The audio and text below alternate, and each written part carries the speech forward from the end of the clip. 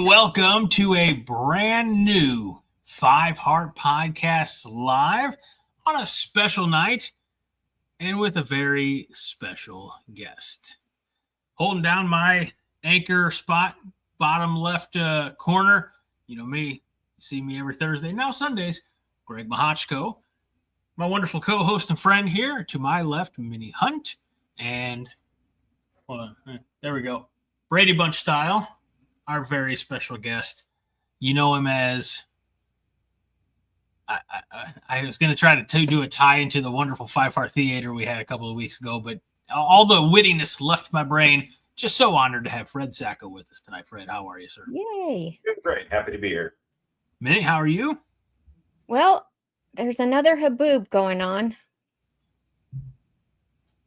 I know. It's true.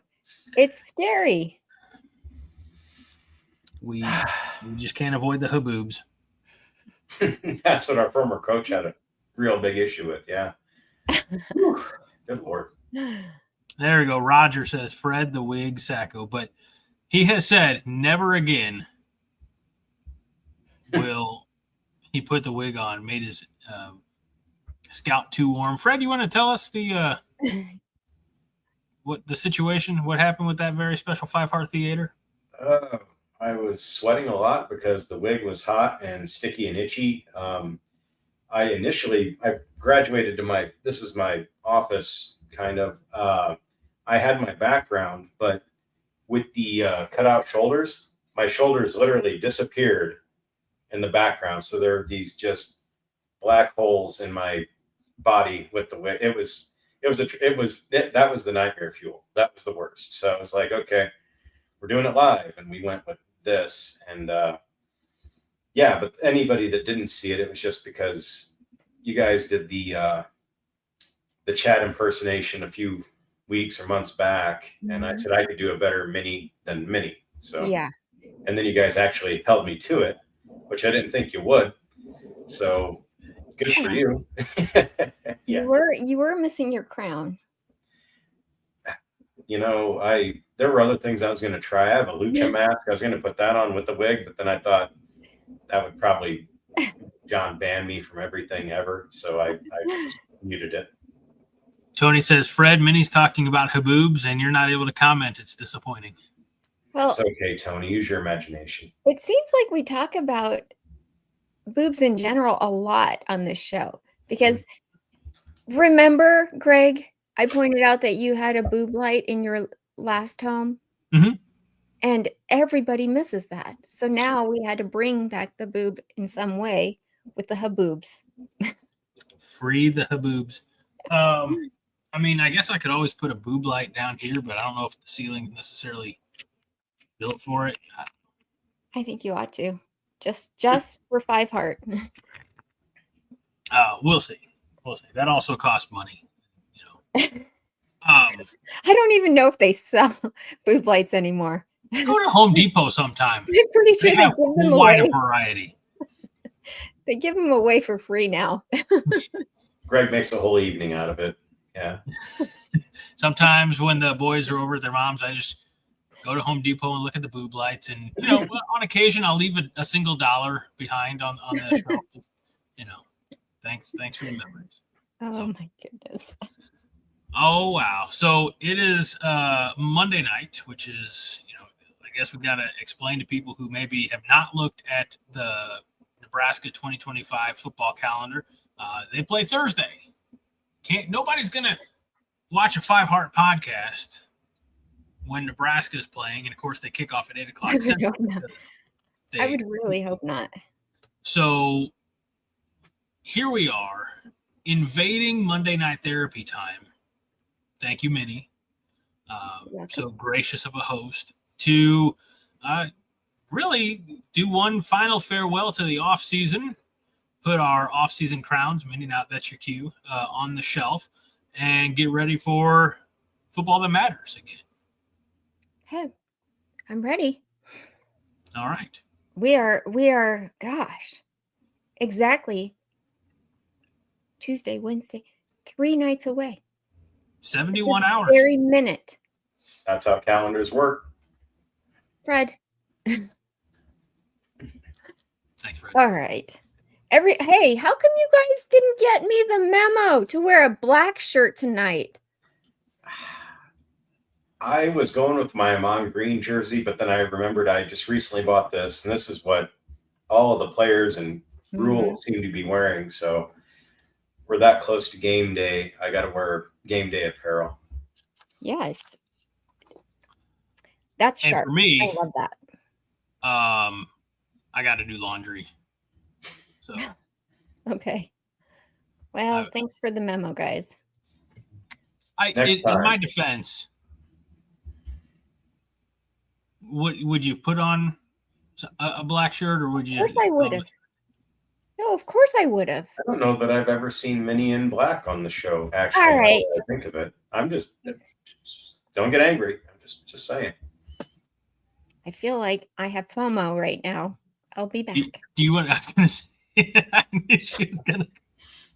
You shirt shamed her, Greg. My goodness. Not me. I think she shirt shamed herself. Yeah. So, sorry. Fred, scale of 1 to 10. 1 being the sky is falling, 10 being going to the playoffs, winning it all. How excited are you for not just Thursday night, but the 2025 season? I would honestly say that we've gotten this close now. I'm at about an 8, which is monumental for me because, as you know, I usually hate everything. So yeah, I'm at an 8. I'm pretty excited. Feel good. Yeah. I feel like, and by the way, my illustrious co-host would disagree, but I feel like I've been unwaveringly positive all off season. Now, there have been times where I have been contentious just for the point of trying to see things from both sides. But in my 5 heart of 5 hearts, I feel, and we talked a little bit about this last night on Overreaction.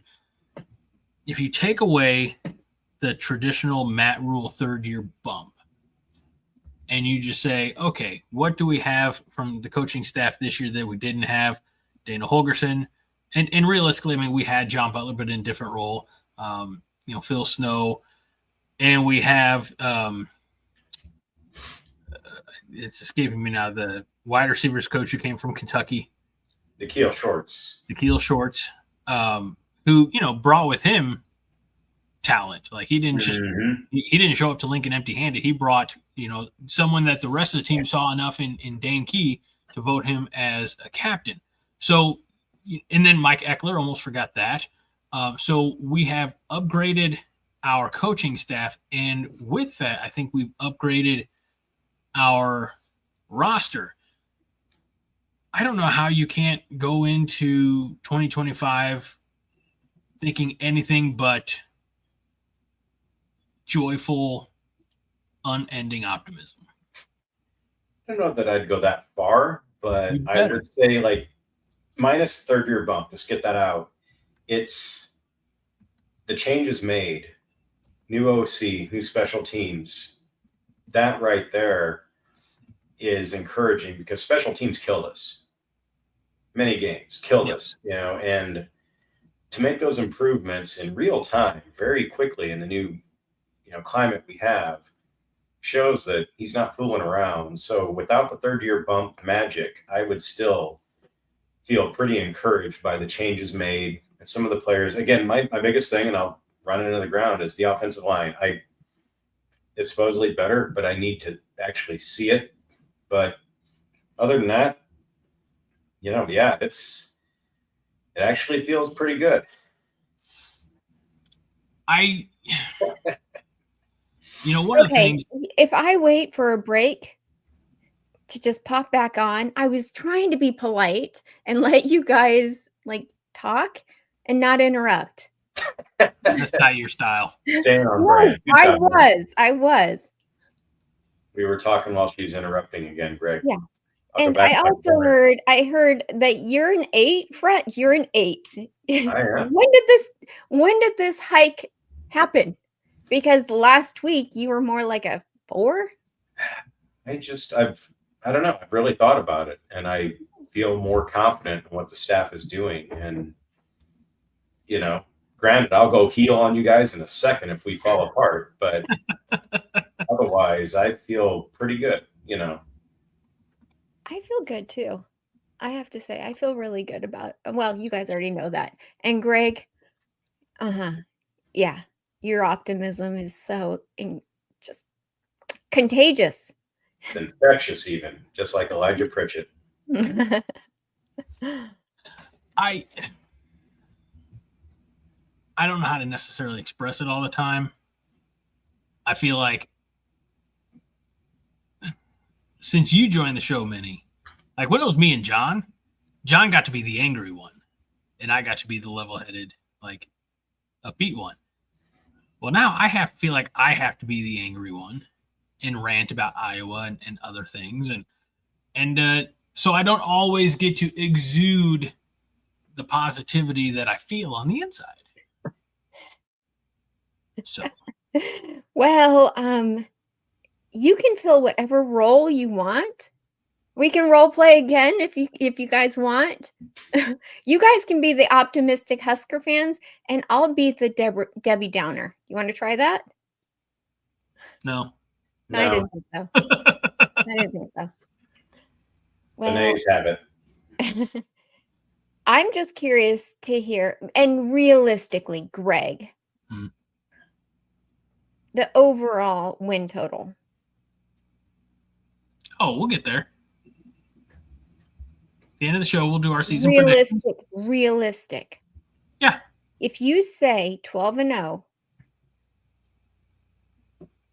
What's the matter with that?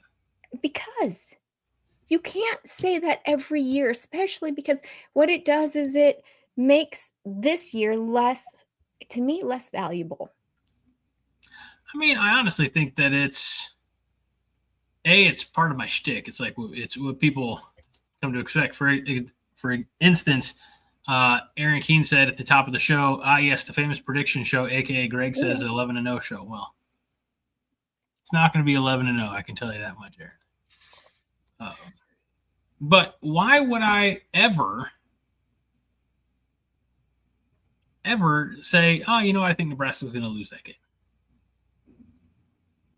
I don't have to be realistic. I'm unwaveringly optimistic, remember? I do. This is a new type of Greg. Roger Moore says HHQB will take us to 12-2 or 12-0. I mean, easily, Roger. Easily, he'll crush it.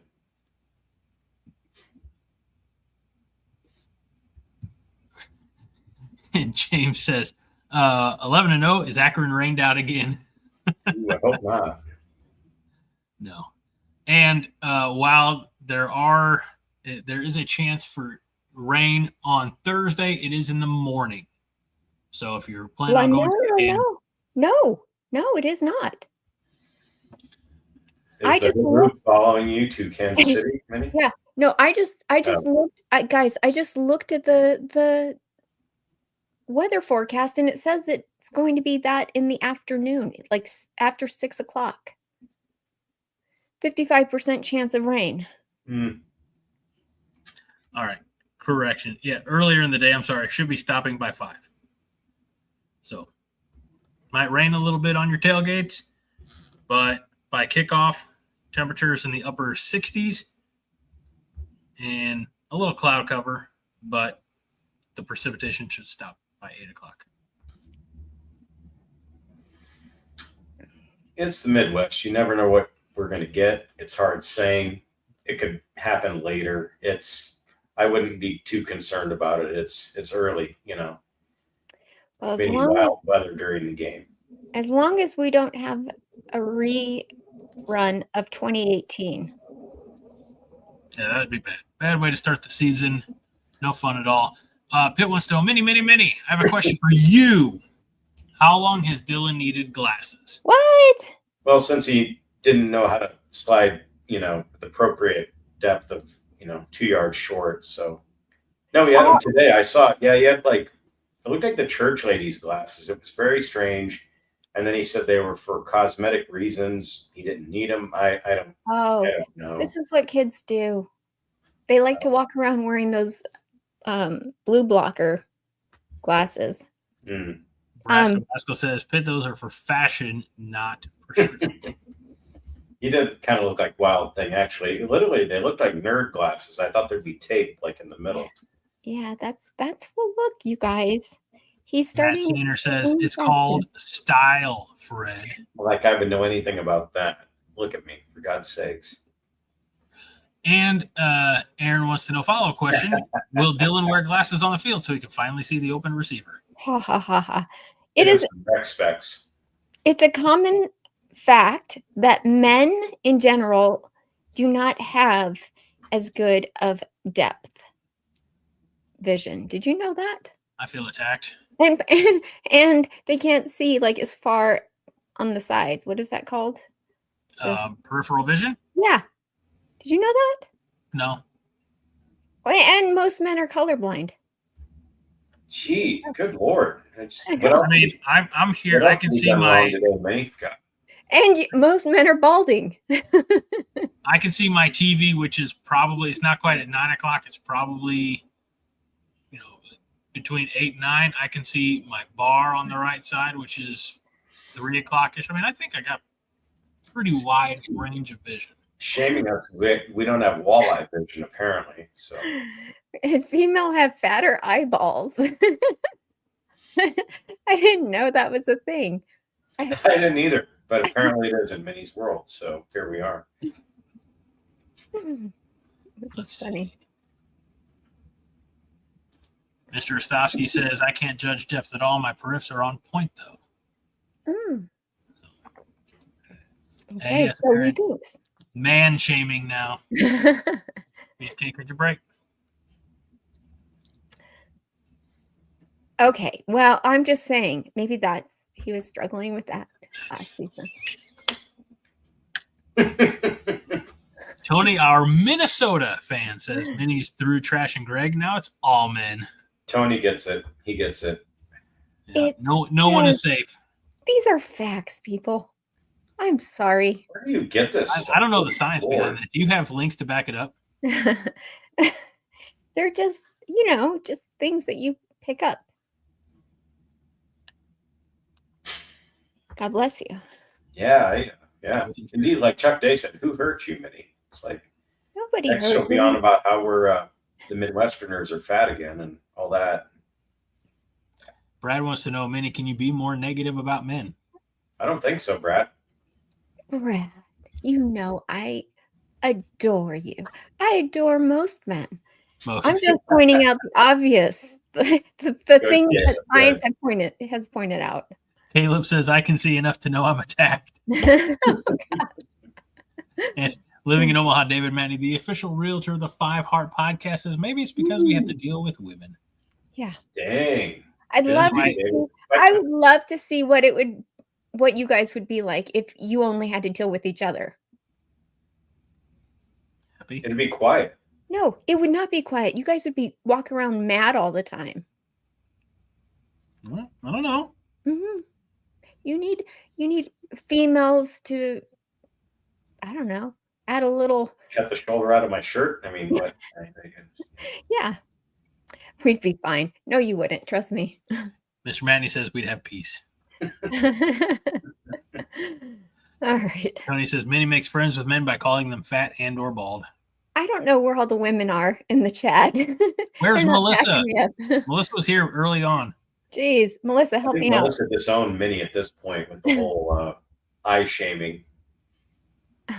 Melissa's done. So. All right. Anyways, beyond the eye shaming and balding, what else we talking about preseason here?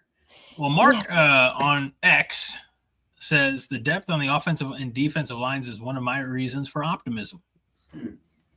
And look, we went out and got a, I guess for lack of a better term, stud from Alabama, Elijah Pritchett, and he's not even on the too deep. So that and Did you part of just that really is say that with Fred here? He's testing me because he knows I have to be good when I'm on camera. So I will just sit here and take it. do I know that? Like Elijah Pritchett's dates. Oh, No, the thing about you're saying about Pritchett, though, I just watched Holgerson today, and he said we have like 3 oars at that tackle spot, and he feels good about it. Like, or, and it's like I get that, but it sounds like he's got issues with the false starts and whatnot. And I remember even back when we first got him, I thought some people had said it might have been in the chat or elsewhere. People had said he was like Bama's version of like Corcoran, like not the best guy on that line. So it's This is so I don't funny know. that It's a you're bummer bringing 'cause this I'd up. hope that he would come in with a little more, polish, but apparently not. I don't know. I dug out my notes from spring ball, and at the top here, this is from, we played in April. Pritchett struggling to learn scheme. That's what I have at the top here. Yeah. Yeah. So, I don't know. Is that next to the thing where men have bad eyesight? I didn't see that in the. It is not. I couldn't see it. My eyes suck because I'm a man, but I saw you hold it up.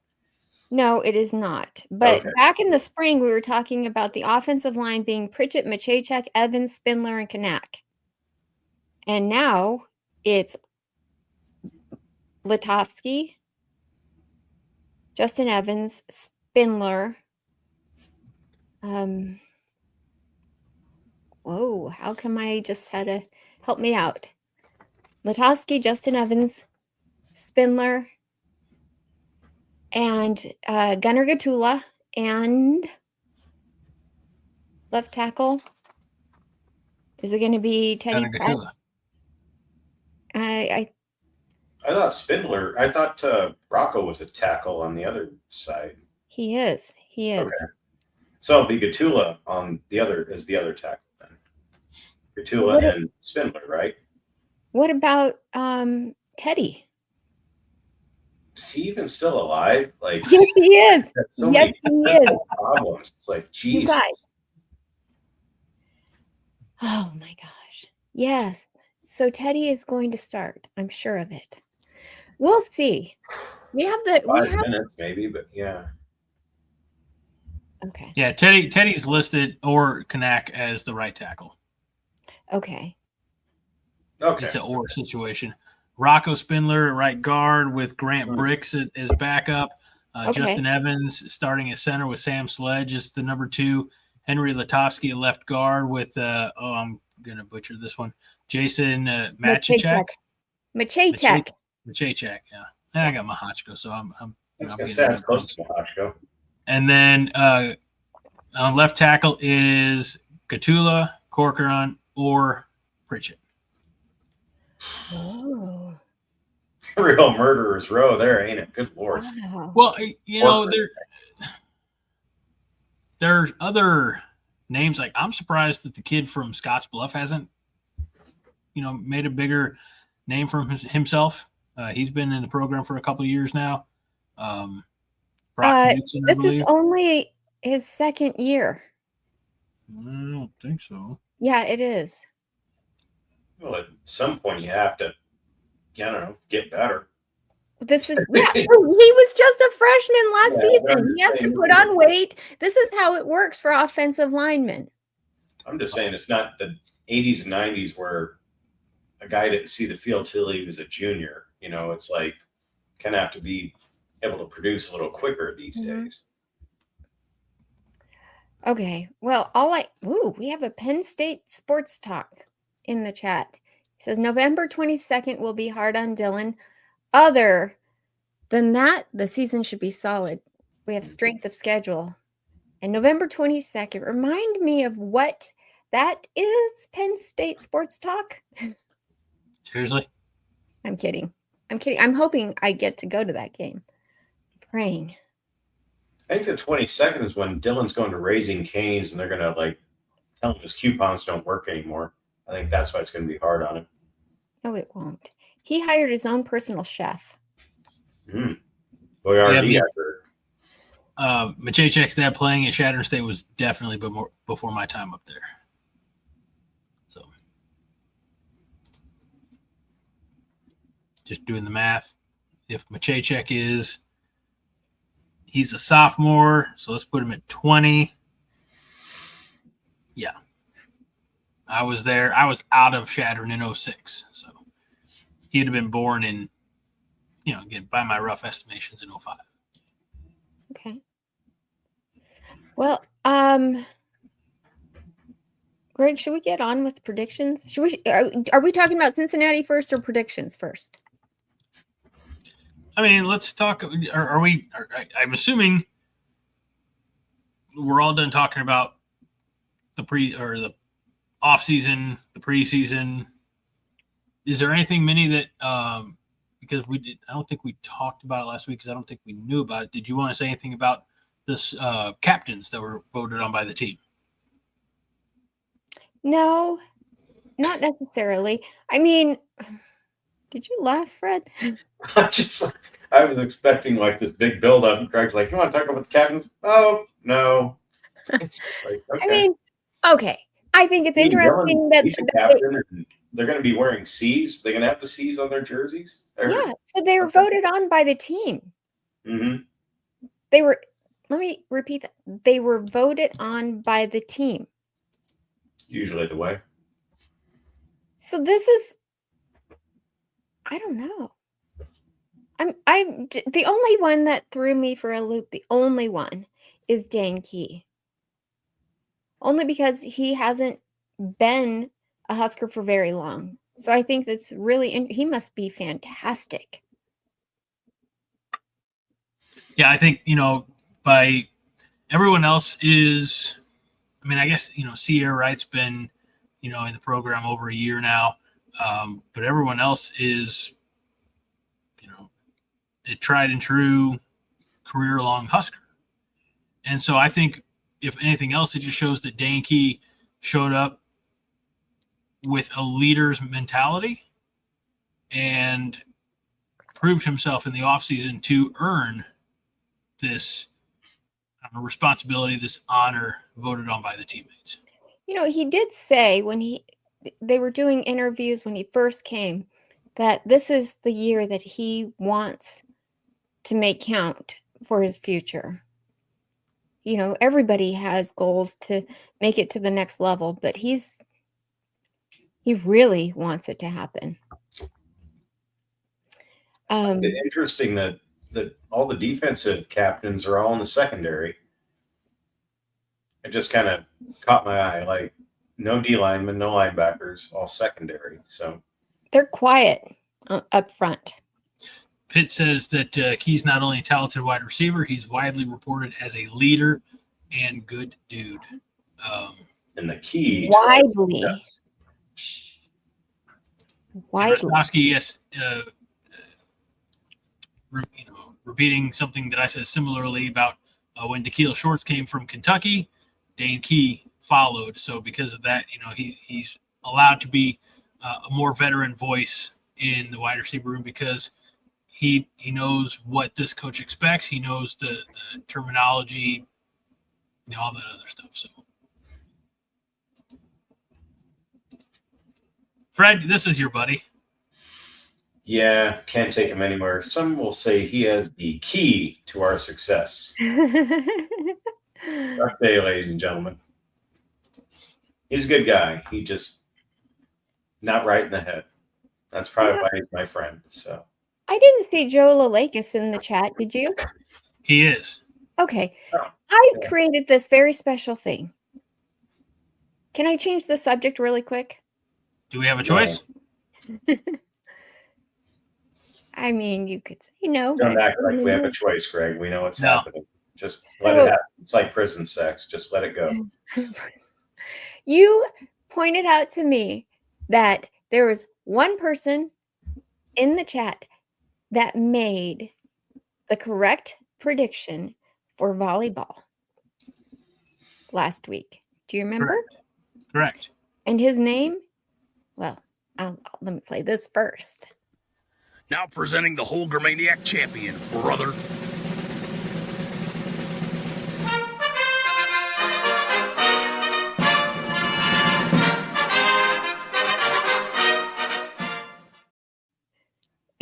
Wow. The Holger Maniac champ this week is Joe Lalakis. Yeah. So Thursday night, we had Beth on. We were talking about volleyball, and we knew that Nebraska was hosting number 3 Pitt on Friday and number 6 Stanford on Sunday.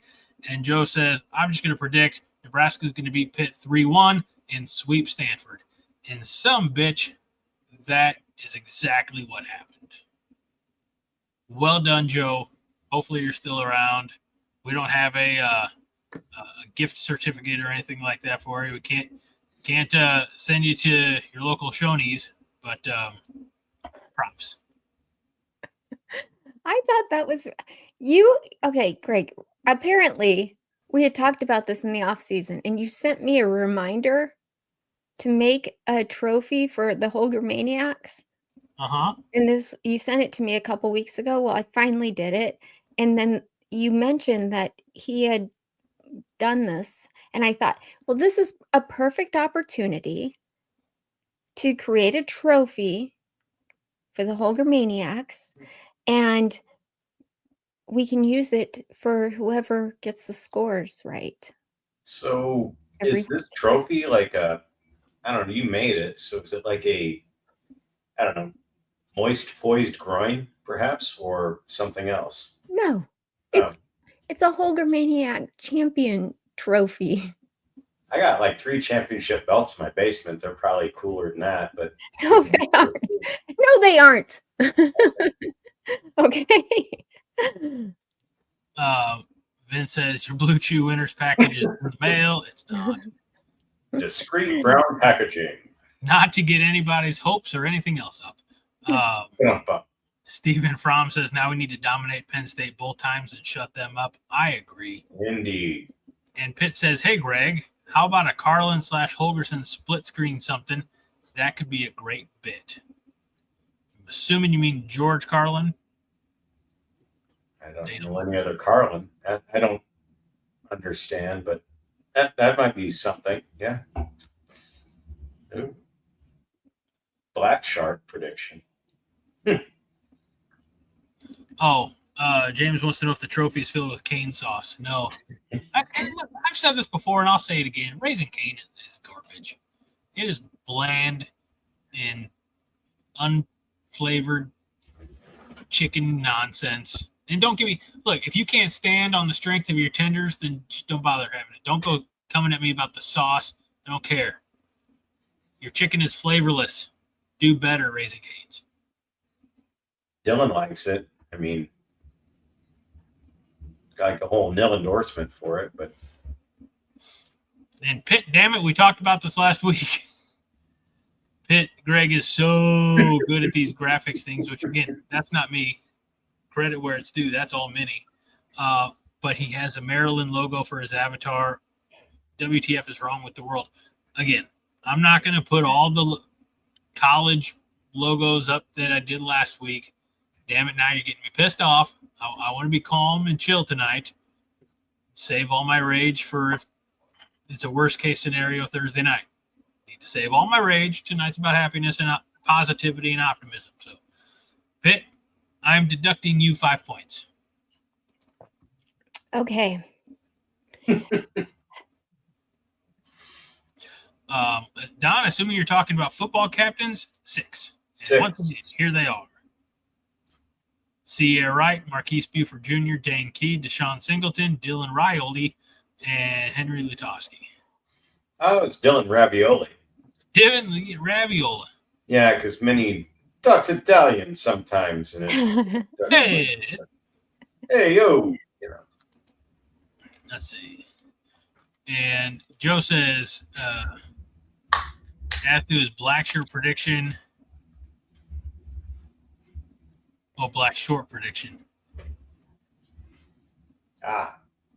Black shirt. No, adding to his black short. Okay. That's a great game. I'm decoding Mr. Lilakis here. adding to his black short prediction. Game 1, 38-17 Husker win. Rhule going for 305 yards and 4 touchdowns. Whoa, I love it. So that would be fantastic. Melissa says, we all deserve a trophy for what we all have been through since 2000. Well, Melissa, participation trophies suck, and that's why we are Very the way we true, are as a Melissa. society. So we're not all getting trophies. Jeez. Melissa, I'll make you one special. Putting up with Greg. That's make yourself one too, Minnie.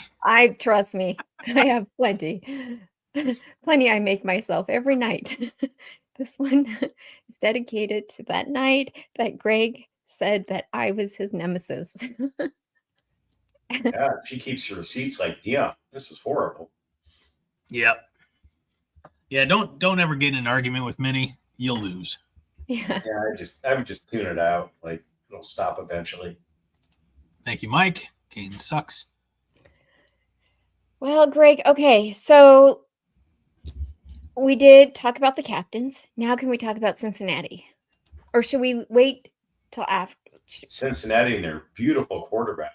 Or we could do the predictions first and not do Cincinnati till the end. How about that? No. Why? Predictions are at the end. Okay. That's We can how talk about shows work, Cincinnati. Minnie. Okay. Tell us, Minnie, tell us again about how they didn't have access to their practice facilities until like 6 weeks ago. This is true. They didn't. Why do you want me to tell you this again? I think Greg's being facetious. You think it's really going to be detrimental? Don't you? I'll interject if I may. Yeah, please. Yeah, Minnie wants a life. A thing I would interject is I listened to Holgerson today, and he talked about I contrasted to like Bo when he was here, and everything was always a struggle. And today, Holgerson was all about the facilities and the recovery and getting guys back to, ready to play and practice and that type of a vibe. So it's like, and he said the facilities and everything we have is second to none. And it's nice to hear that, like the gratitude for a guy that's been around the horn a little bit. Yes. So to that end, like with Minnie and talking about Cincinnati, and they haven't had access to their facility, whatever they got going on in their little woodshed over there. I don't care. Fuck them. It's Cincinnati. We don't care. We'll beat them. But it is a stark contrast between, I consider us a have and Cincinnati a have not. So we have just better infrastructure versus what we're going against. So to that end, I do agree with what Minnie says. I don't know the whole story about Cincinnati's practice facility not ready, whatever, they build a new thing. But we have something in place, and they don't. So that could be a theoretical advantage. There you go, Minnie. Saved you. Thank you very much. Mike Corrigan saying that they practice at a closed Cracker Barrel. They do With not. the new logo, too, those monsters. Yeah, do y'all want to talk about the rebranding at Cracker Barrel and how that was completely unnecessary? Or do we want to stay on topic? No, because some of us don't eat at Cracker Barrel. I don't have a dog in the fight, but I love the memes. They're so funny. I'm waiting for a Husker one to pop up that has something to do with Cracker Barrel. It's only a matter of time. First of all, y'all are missing out. If you're passing on Cracker Barrel, you just don't like good food. It's a very stable level of food. It's very consistent. The service has always been consistent.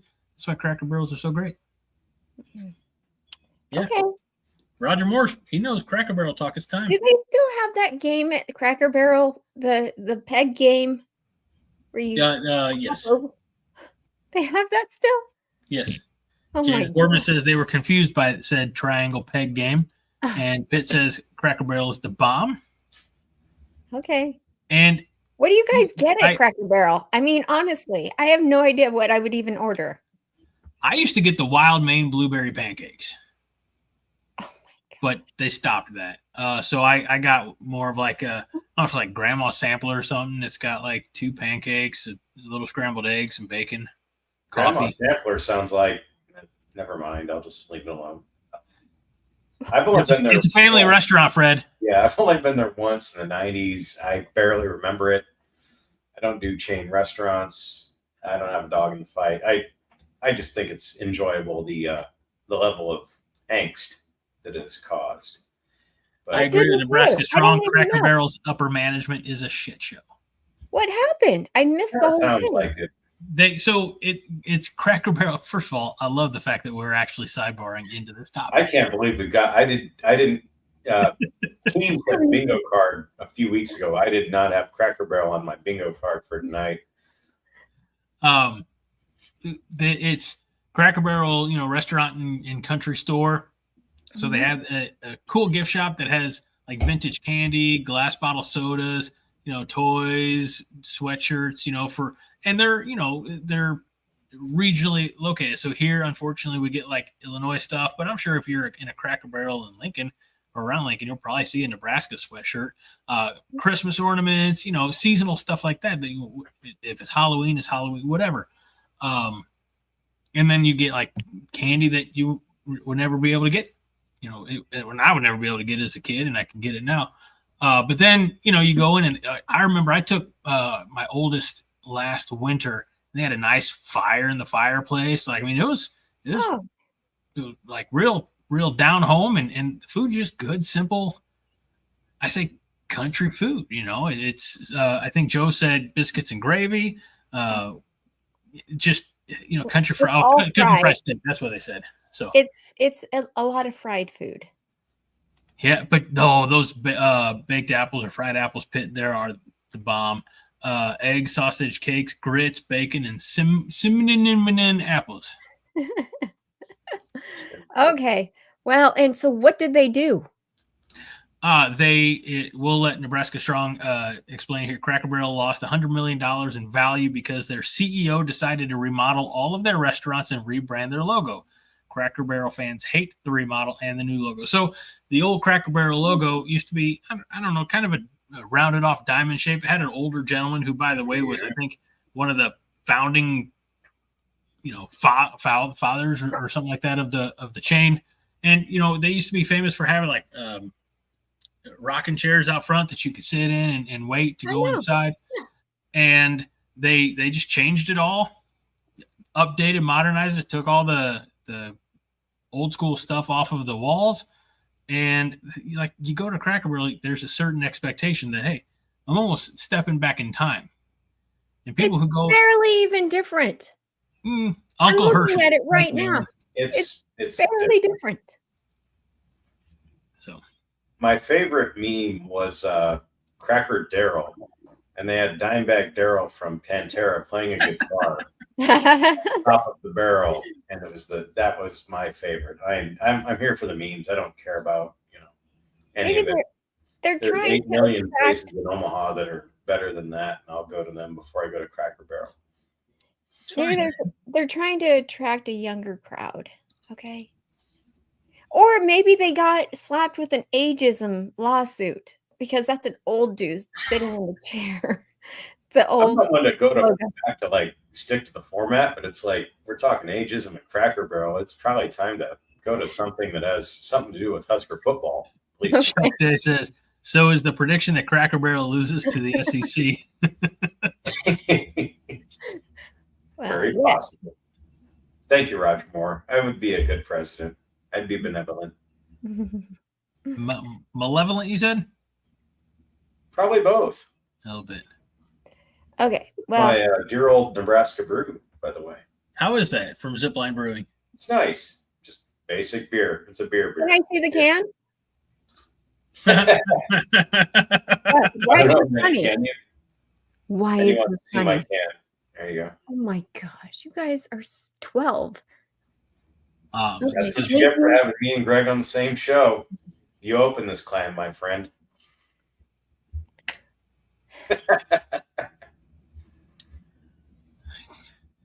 All right. Well, let's talk about Cincinnati. Let's talk about Cincinnati. That's where we were headed. Yeah. We took a little side trip, got off the interstate, got some great food at Cracker Barrel. A little disgusted by the new veneer on it, the new motif, but the food was still good. So now we're back on the road to Cincinnati we go. Okay. Well, here's the thing, okay, about Cincinnati. I actually don't know what. I assume they're going to be wearing all black uniforms because it's their home game. Okay. Which means we're going to have to wear red and white. Red pants, white jerseys. Yeah. Okay. So we have the fits out of the way. I love an all black uniform. I still do. I think it makes, there's actually a thing for color psychology. I know I talked to you guys about this before. And black uniforms make a team look tougher. It's proven. And don't laugh, Fred. It is proven. Makes them look tougher. But yes. Doesn't impact their ability yes. to play the game. Actually, it does. Physical. It does. Look it up.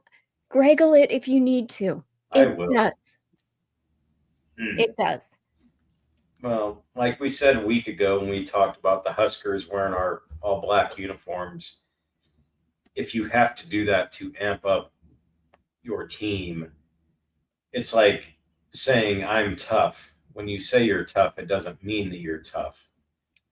And here's the thing. You need every advantage. Take every advantage you can get. Why do you think we have, you guys like to make fun of me, but the light show and the lights dimmed and the loud music, and it's like, it's intimidating if you are the away team at Memorial Stadium.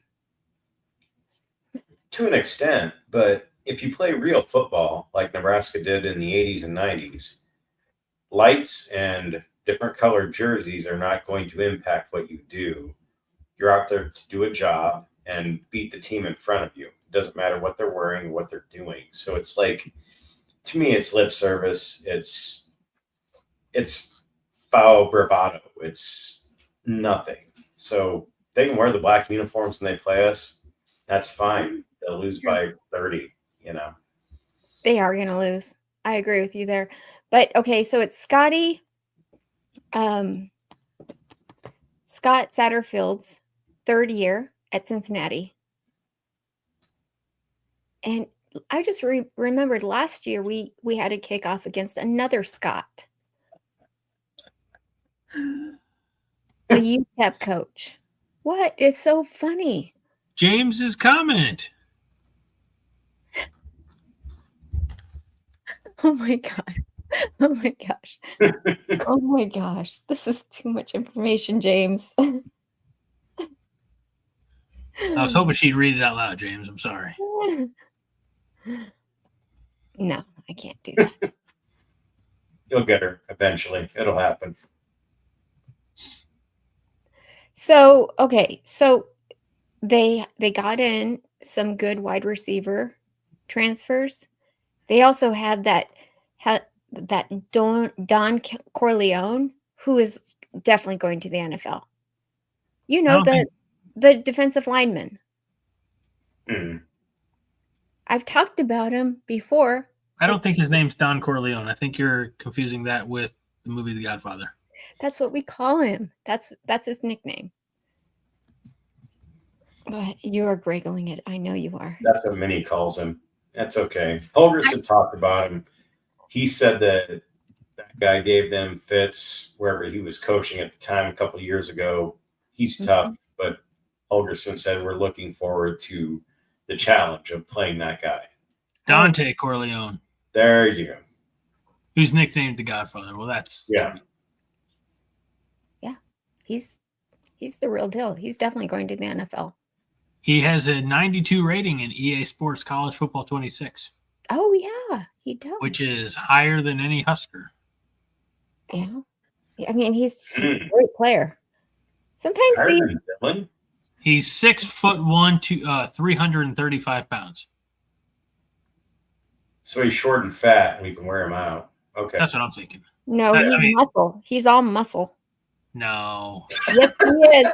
Yes, he is. I'm seeing a picture of him. He's not all muscle. He might be mostly muscle, but he ain't all muscle. Like a Michelin man. Yeah. Share your screen. Let's see a picture of him. I'm not going to share my screen. I'm asking inappropriate things. What's on your screen, Greg? Dante Corleone. Not like that. Holgerson talked about him with some reverence, like, oh, he's tough, he's this, he's that. So it's like we respect him, but I think we've got a game plan for him. Yeah. Aaron Key wants to know what his knee circumference is, Minnie. Yeah, what is it, Minnie? It's huge. Okay. Huge. Huge. Okay, I have a picture of him right here. Gross. What? Okay. He's a big dude. Sure. Okay. Okay, so Aristowski says, so Minnie fat shames everyone except the 6'1", 335-pounder, and that's just the listed weight guy. It's funny, yeah. She kind of champions a guy like he's Captain America or something, and it's like, yeah, that's all right. Yeah, whatever. If Dana Holgerson mentions him, he's noteworthy for sure. Just keep your eye on. Who's the defensive tackle that we faced when we played? I want to say it was 2016 bowl game against Tennessee. You remember that, Fred? Well, no, I don't. I barely watched that game because that was Riley. So, yeah, I can't remember. Oh, man. why? I'm trying to think of if that'd be, like the most notable defensive tackle that we have, seen up to Dante Corleone.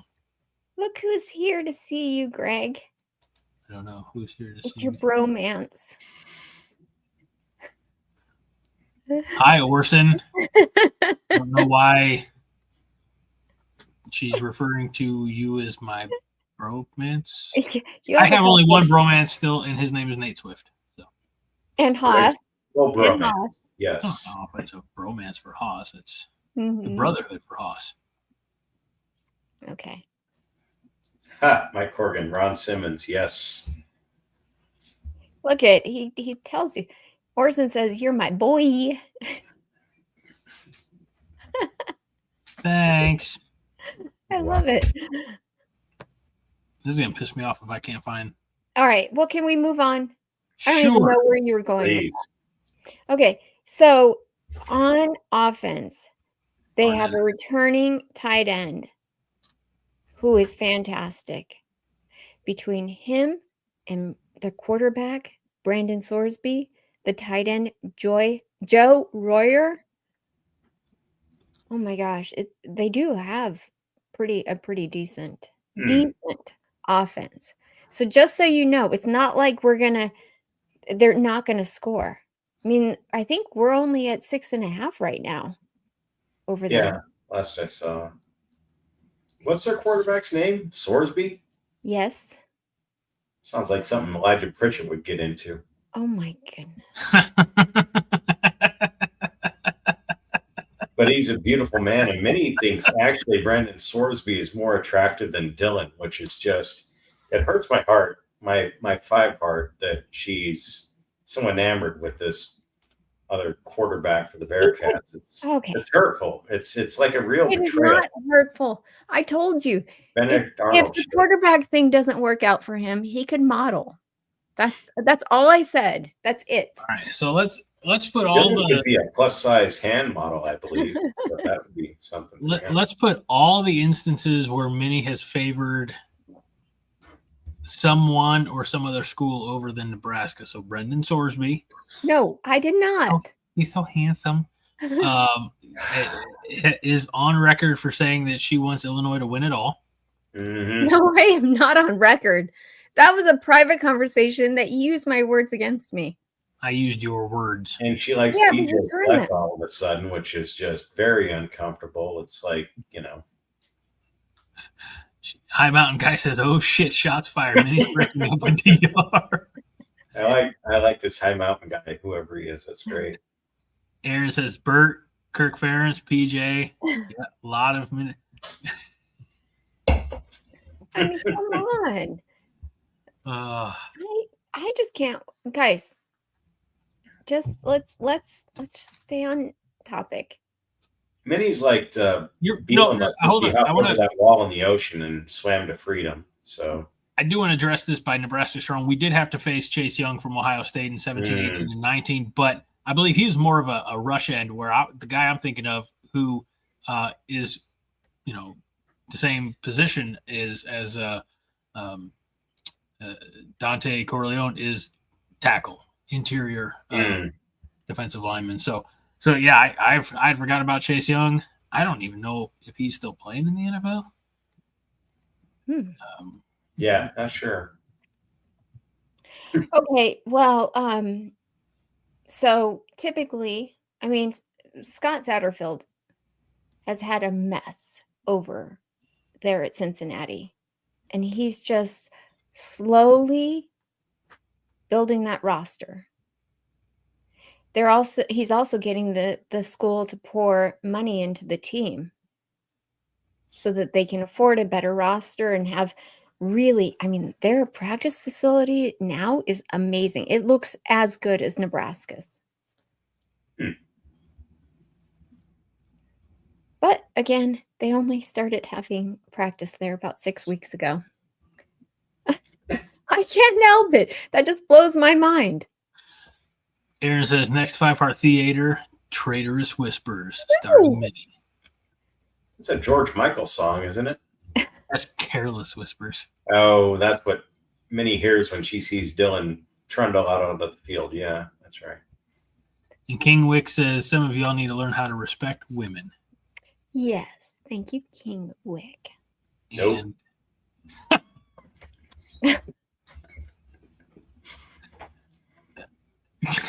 Didn't know that would get Greg, but here we are. Thank you, Stephen. Derek Barnett, the guy that Nebraska faced versus Tennessee. Thank you. Oh. I remember he looked 30 years old, just in that game. So, all right. Well, do we have anything else to discuss about Cincinnati? They're going to run the ball. Okay. And also their quarterback's and don't say anything about Dylan. Don't. Their quarterback is mobile as well. Very mobile. Okay. As well. That's all I have to say. That's it. Mobile? Stop. And no, hand down. Hand down. Oh my gosh. Greg has a question. Come on, Minnie. Does Brendan Sorsby have a habit of sliding 2 yards before the sticks? Only when he's getting his hair and makeup done. Getting that Kansas City special. Okay. Chuck Day says their quarterback got voted ugliest quarterback preseason by the Big 12. Their quarterback did not. That is such a lie. I hate to point out the obvious. He's a good-looking kid, okay? Stop it, Chuck. She'll slash your tires. I've seen it. It's a real thing. And because we were talking about Barnett, Stephen, adds context, he set the all-time sack record for Tennessee, beating out Reggie White. The reason that it matters. So. Okay. Wow. That's pretty awesome. Okay. Let's see. I'd still take Reggie White over that dude just because he never did anything ever. So there's that. Reggie White looked like a literal adult playing against kids. And not like at Penn State, but really he was different than everybody else. This other guy, 2016 beat Nebraska. Who cares? It's like, High Mountain Guy says Minnie stalking the quarterback room around the schedule. And I think she's stalking quarterback rooms around the country. Hmm. Do you have any other notable quarterbacks that you want to mention here, or do we want We to are do this not week by talking week about basis? any other quarterbacks tonight other than Dylan. We're Oh, giving okay. him all the good energy. Hmm. Let's see. Pitt says we all need to go to a game with Minnie and wear bare shoulders. That comes after Chuck asks if you'll cut his shirt in half. Yes, I will if you're not careful. Don't do it, Chuck. You don't have the shoulders for it. I've seen it. Oh, here we go. This would be fun for next week. Chuck says, let's rate quarterbacks we faced ugly to butt ugly. That's not nice. Could you do that, Chuck? Now we're going to have to do that next Monday. Good Lord. That is so not nice. God damn it. Sorry to use it. You guys remember Iowa's quarterback last year? Speaking of. No. Okay. Probably a good thing. They're all like my height and weigh like 210, and they're very average, but they beat us. That's like no, he was definitely more than 210. Oh. Okay. He's probably one of the like non-lookingest quarterbacks I've ever seen. Non-lookingest? Yes. Oh, yeah. Kaylee said Iowa had a quarterback? Exactly. No, he was just like a wing T running back.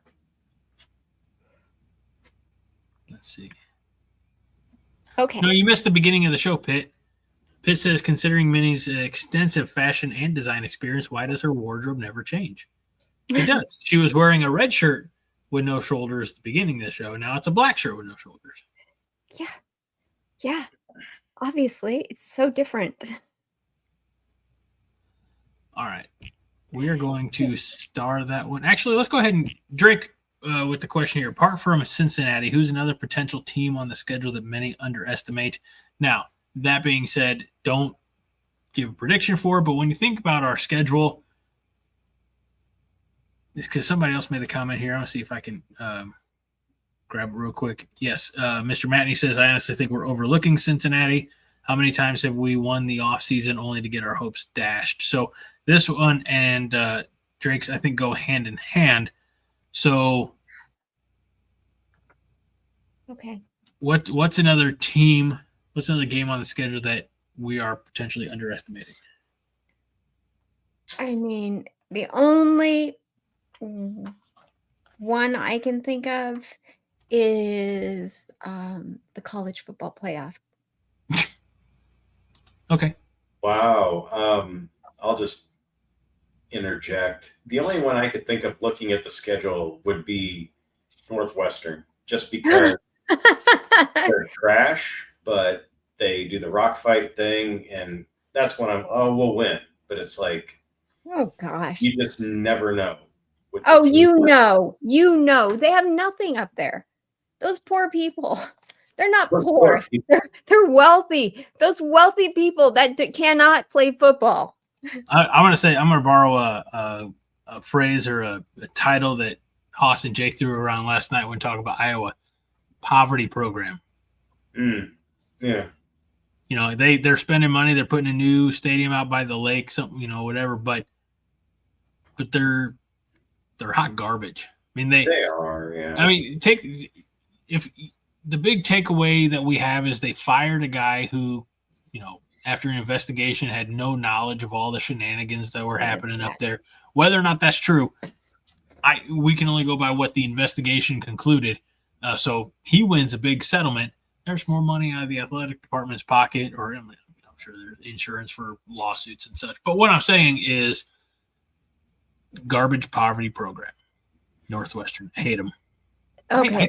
I hate them as much as I hate Iowa. Okay. That's fine. You can hate whoever you want, Greg. I'm looking at their schedule right now just because I want to see, like, what are the chances that they're going to have. Let's say they have their best players to play against us, right?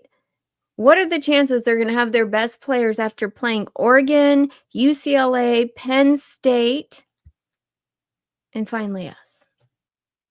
Not very likely. I think they're going to get beat up a lot. Like going through the car wash.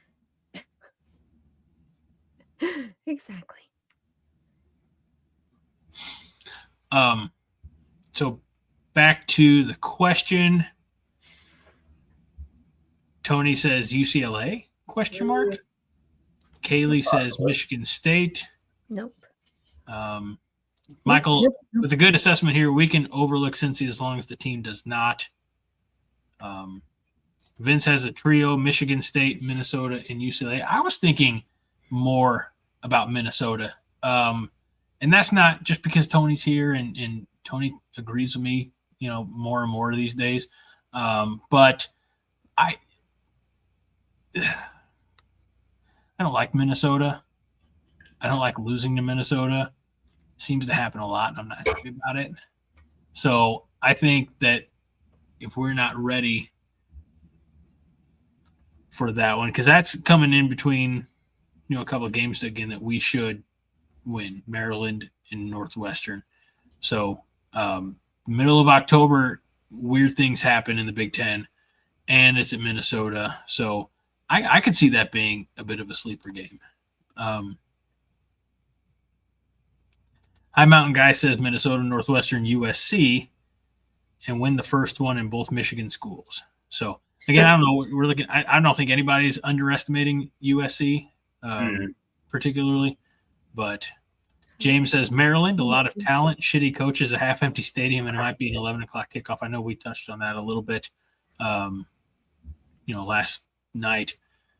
Ken E is on vacation, going to the game, no work tomorrow, and third gummy incoming. That's more nice. He's having a party. Okay. Well, so I don't think USC is going to be as good as people think, number one. But we're not going to get into that yet, are we? Are we still talking about Cincinnati? Doesn't feel like it. Okay. Thanks, Fred. Roger. Yeah.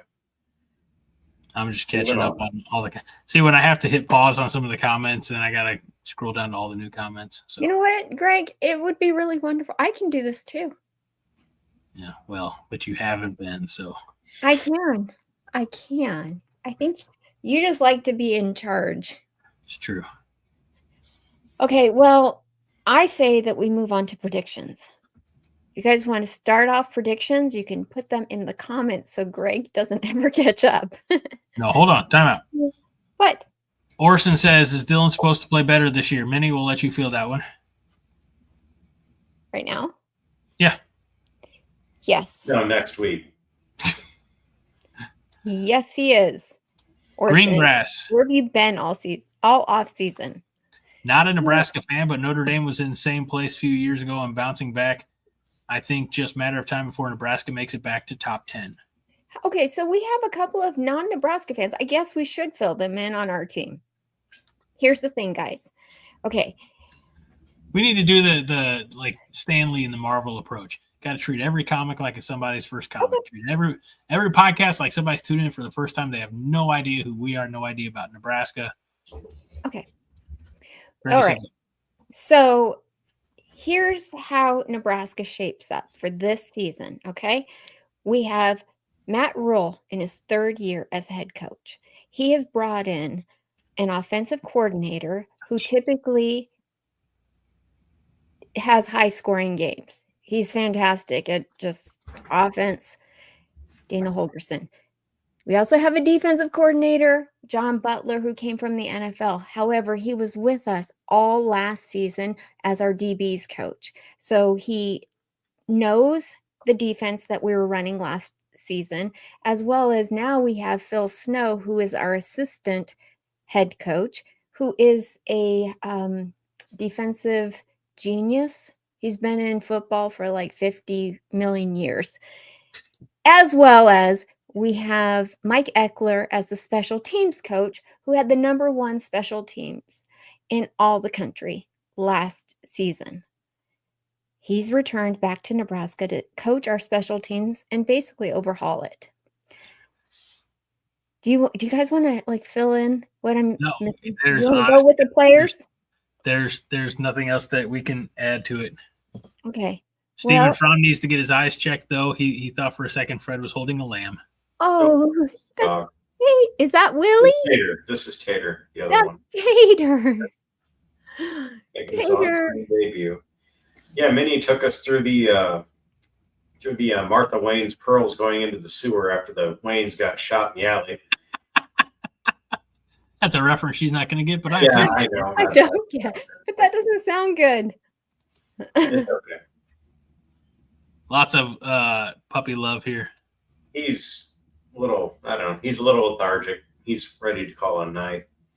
Not Pitt says, that I am, of course, but You actually highlight that comment, Greg. That makes you laugh. wow, Pitt went heel on Minnie. Usually Pitt's one of her biggest supporters. Oh, Minnie just disappeared. Good Lord. Pitt says, I stopped listening to Minnie when the puppies showed up.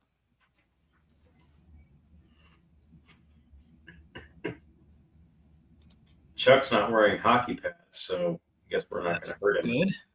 What about injuries, Matt? To my knowledge, That's my thing, Matt. It's like it feels like every year we get the third, fourth weekend, 2-3 people get hurt, and then we're treading water. So allegedly we have better depth. Hope it works out. Kaylee says Minnie's rambling on Yep. was almost as bad as Greg's 25 list a couple weeks back. Oh, look. Minnie brought an Ewok. Or is that Matt Rhule? This is Puppy. She's my puppy. She's 15 Wait, you named your years puppy old. Puppy? Yeah, well, I didn't. Somebody My did. daughter did. No.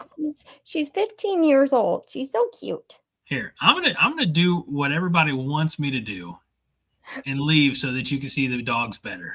No, you're fine. Just stay put. Don't go anywhere. Say hi, puppy. Look. Yeah, Tater's just not having it. So that's Puppy, This is Puppy. and Puppy's 15. Yeah. Oh, She's wow. gonna be 16 in November. Man. I know. She still acts like she's 2. They look like they're related. A little bit. Tater's only 3. He's Look at Puppy. mostly obstinate. He just doesn't want to be here, but he wants to sit on me. So, You could be friends, Puppy. and Willie's asleep on the pen over there. So yeah, he's Pitt says, get a dog, Greg. And Roger says, let's all chip in and buy Greg. No, I do not need a dog. Thank you. Mhm. We all remember. That's all you need. We all remember what happened last time I had a dog. So All right. all right, let us. Are we ready for predictions? I sure am. So, see, this is definitely not happening. It'd be funny if Greg had a cat. No, I already have enough aloof creatures around the house who don't care if I'm here or not. Call my children. That's a peek into Greg's soul that we didn't really need.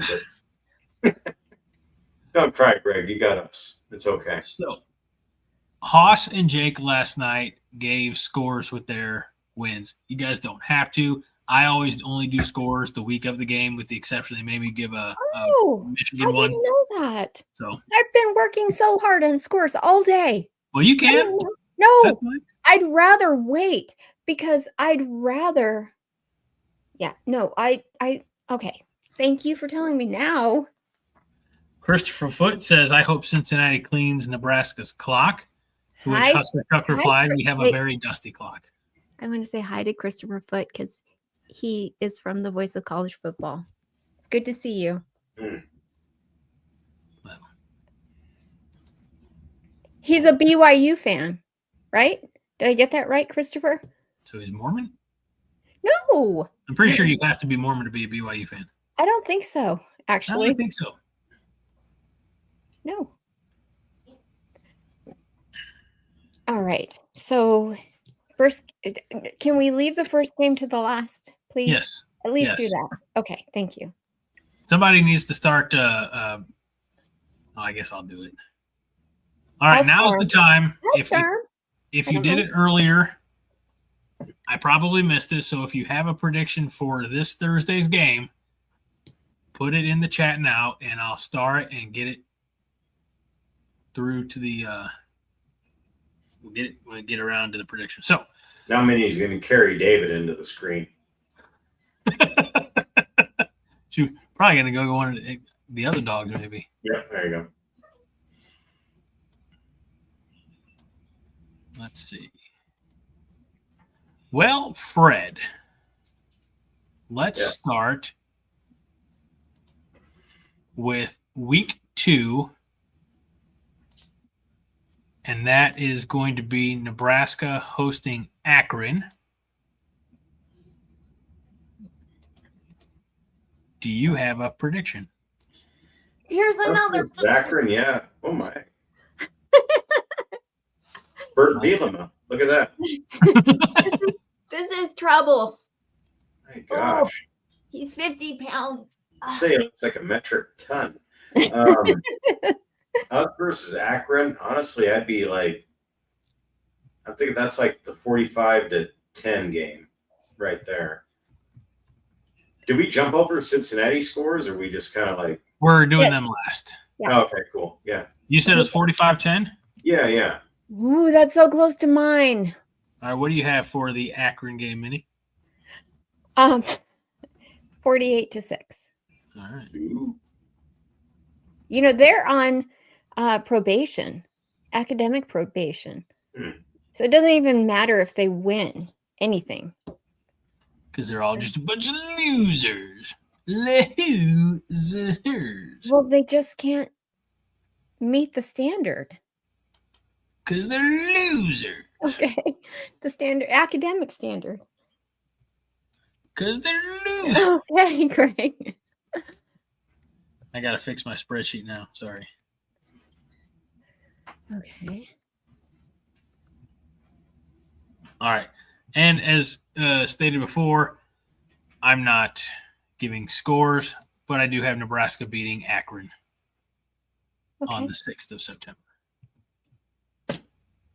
Now, again, hey, just everybody else, just save your prediction. We will do week-by-week predictions. So the only ones that we're looking for tonight are Nebraska, Cincinnati.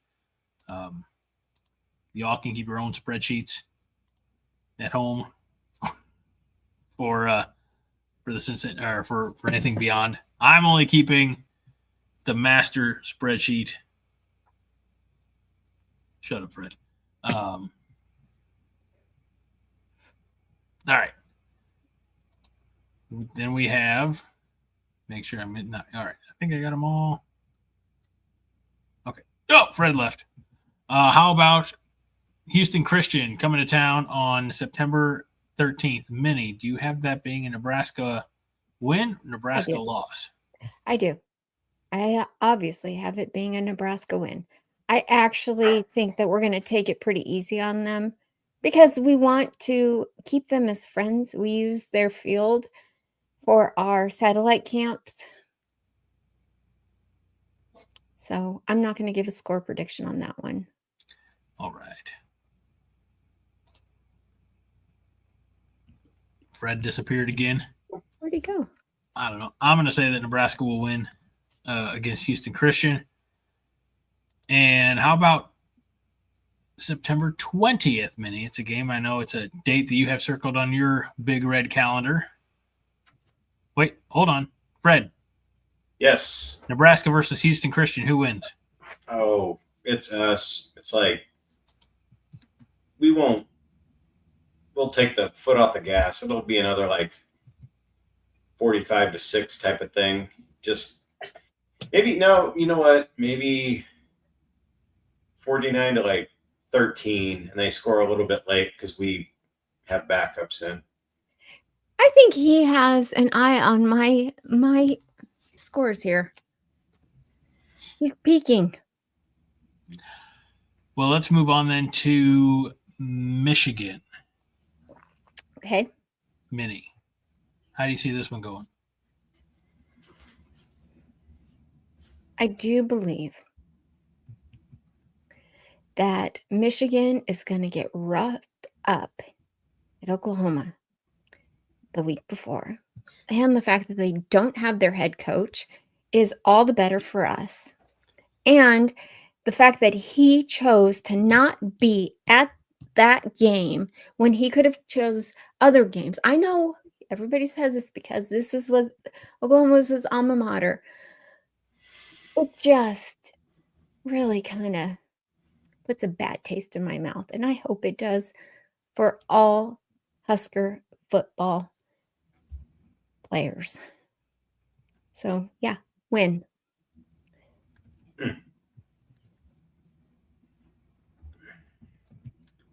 Whoa. Fred? That's one where I've gone back and forth. I thought initially it would be a loss, but after looking at their team and what they have, and I don't know that the coach being gone is anything huge, we could probably win. It'd be something tough. It'd be like, one of those 27-24 things. I mean, because it's here. If it was up there, we'd probably lose, but midday game, they don't have Connor Stallions and they're not tracking our every move. I think we win. All right, I'm going to mark that down. And this is the only one that the guys last night actually beheld to me a score. So I had 38-24 Nebraska. Nice. And the reason being, I said, if you're Dylan Raiola, you need to start elevating your profile. You need to start winning against better teams. Given the circumstances, whatever around Michigan, this could be a breakout game for Dylan. So I have 38-24 Nebraska. And Kaylee reminds us that Michigan's, she's right, has a freshman quarterback. And their head coach not being there is an opportunity we have to hop on. And Melissa reminds us of the young quarterback. But he is like their best player they've ever gotten, allegedly, I think, by the ranking. So there's that. He's the best player their money could buy, right? Wasn't it a $5+ million deal? Pretty much, yeah. All right, then we have a bye week before Michigan State on October 4th. I'm going to go first. I'm going to say Nebraska is going to win, although I understand where some people would say, coming out of the emotions of Michigan and after a bye week, I just don't know if Michigan State has the talent. That's a very ignorant statement. I don't know anything about Michigan State. No, you're right. They have a great. The last thing I heard about Michigan State was Mel Tucker being inappropriate. No.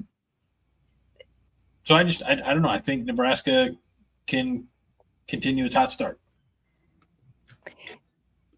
It's a weird one because I've seen a lot of people think we would lose that game, and I don't know why. I don't get it. I don't know much about Michigan State either, though. So it's like I couldn't give you a score, but that's when I had penciled in as a win, just because they've not been the same since Mel and his crushing coal into diamonds with his right hand, Tucker. So it's like, I don't know. Allegedly, they have a good coach and a good staff, but I don't know anything about their players, what they got going on. So I think we win. Minnie, I think that just leaves you. Okay. I was just reading some comments. Oh, okay. Yeah, it's an easy win.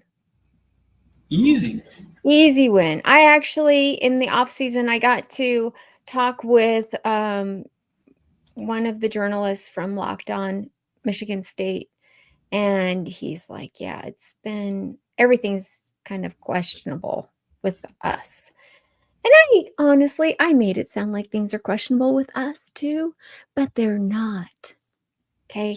For those of you that are here that are not necessarily Husker fans, we've got this. Christopher Wood says nothing is easy about winning. Oh, sounds like a headline under one of those, those posters that say strong. Hang in there with the cat holding on. Hang in there, yeah. High Mountain Guy says because they're mean and scrappy and because we all don't really know, and they have a stud quarterback that we also haven't seen because he's young. So, all right, that moves us on to our first actual true road game, which is October 11th at Maryland. As a reminder, while yes, we are the away team against Cincinnati on Thursday, Kansas City is so much closer to Lincoln than it is Cincinnati. Nebraska fans are going to be there in droves. It's going to be a sea of red just a few hours south of its regular location. So while it's technically an away game, it's neutral site and the proximity, I have that more of a home game. So Maryland is the first true road game, and it's coming after Michigan State, the 6th game of the season. Minnie, start us off, please. Come back to me. Just please. Really quick. Is that okay? All right, we'll go to Fred then. Thank you. Yeah, I don't have a diary on the whole thing like Minnie has, but yeah, I just think we beat Maryland, definitely. Yeah. And that's what's tough, because like I have us at 9-3, but it's like a rotating 3 potential losses. It called out, I can't say definitely this game, but I just feel the strange nature of the way things work with us. We could lose one that we should win. You know, there's a couple that we could probably lose, that type of thing. But Maryland, I think we win. Christopher, which series or which matchup are you talking about with the series record? Nebraska, Michigan State, who we were talking a moment ago, Nebraska, Maryland. Just curious, I can find that out for you. We have a way on this show of finding information. It's called breakout. There's even a graphic last I saw. That's right. Okay, so I wanted to just let people know, when I was at Big Ten Media Days, I know I keep referring to that like, oh, guys, I guess where I was. But I'm not really meaning it like that. I apologize, because I know it sounds like that. But Mike Loxley stood up there, and this is what he said. He said, last year, I lost my locker room, and I'm going to try to never let that happen again. And this poor man, yes, it is a humble brag. Thank you, Chuck Day. This poor man is just having a tough time. Just keeping a team together, okay? I really do believe that. It is not Big Ten stalker camp.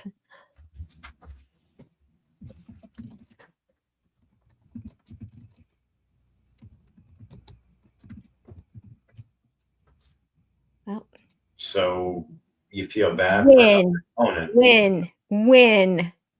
Okay. I feel bad for Pepperidge Farm cookie eater Mike Loxley. Yes, I do.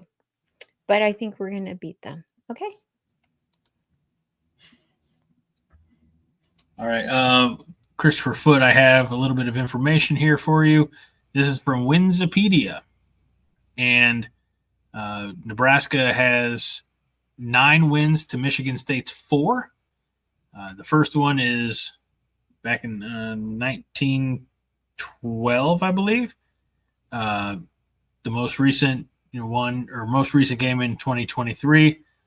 I'm sorry, 1914.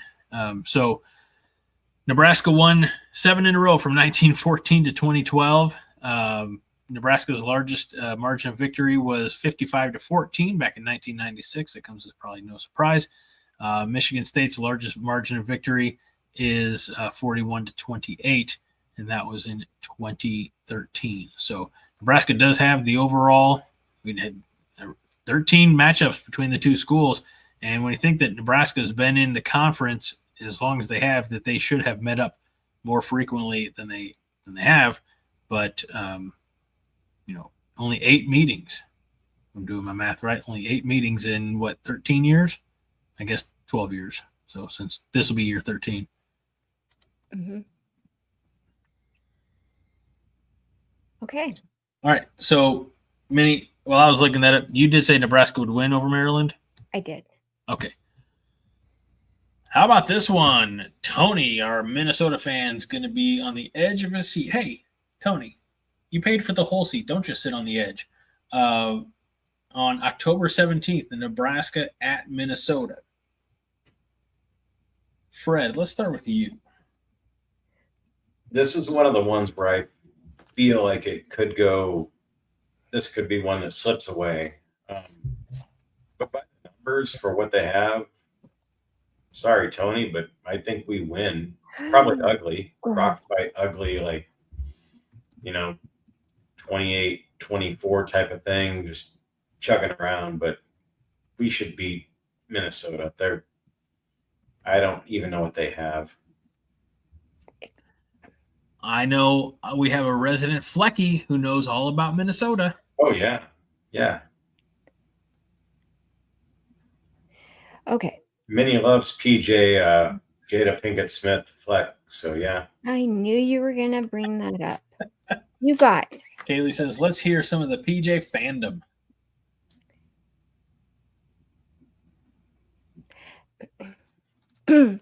All I'm saying is, okay, and again, Big Ten Media Days. I hate to bring this up again. Humble brag. I was only there, I'm going to tell you, every 5 minutes. So, but here's the deal. PJ Fleck speaks. I mean, I think we have a really, really great head coach. I think he knows how to speak to people. I think he knows how to answer questions. But PJ Fleck, I mean, okay, you know how I said Brendan Sorsby could be like a model, like he could replace Fabio on book covers? PJ Fleck should be a preacher. There's no doubt about it. He should be a salesman, preacher, whatever, because when he starts talking, you just want to listen. And he's so into it. I don't even know what he's saying half the time. yes, Chuck. I would say, I don't know about preacher. Definitely don't think salesman preacher. But who's the guy, the famous motivational speaker guy? Tony something? Tony Robbins, yeah. Tony Robbins. He could be that, maybe like that. Yeah, Vince is like you too. I think with PJ Fleck, it's all hat, no cattle. Mm-hmm. It's a lot of rah-rah cliches. And if you look beyond the surface, you're going to find that there ain't a whole lot there. And to me, that's the insulting thing about it. Like, if you're a player or the parents of a player, he thinks that will work on you. I think And the reason it's like, no, we're too smart for that. So yeah, he's the cult leader with all the same Nikes and purple robes. So yeah, that's PJ. No. Let's go back to Tony's comment, please. All right. As soon as we acknowledge that you're secretly a Golden Gopher fan. I'm not. No. Mm. Excuse me. Tony. PJ going 7-1 versus Nebraska. I mean, I just think that you guys, I hate to say it. I hate to say it to you, Tony. I think the only reason why you're here, besides we're amazing, like we're amazing at podcasting, is because you like to lord it over us. Yeah, we know. We know. We got to get over that hump of Minnesota. We know it. But it's going to happen. Okay? It's going to happen, and this is the year right here. You guys, I just hate to tell you this, but you don't have a whole lot to work with. Aaron Rostovsky says, I thought she was going to say PJ should be a model, and I was going to quit the coordination. No. Caleb says, just got back from Minnesota. Beautiful place, but saw or heard nothing about Gopher football at all. They probably have too many options there to even care. Only saw a college hockey fan. Yeah. And fishing. 1,000 Lakes, right? Did I freeze or did you? No. Kaylee says, damn, Tony, we don't bring up stats like that here unless they're about Dylan. Oh. And Melissa tells you to quit. Okay. Okay.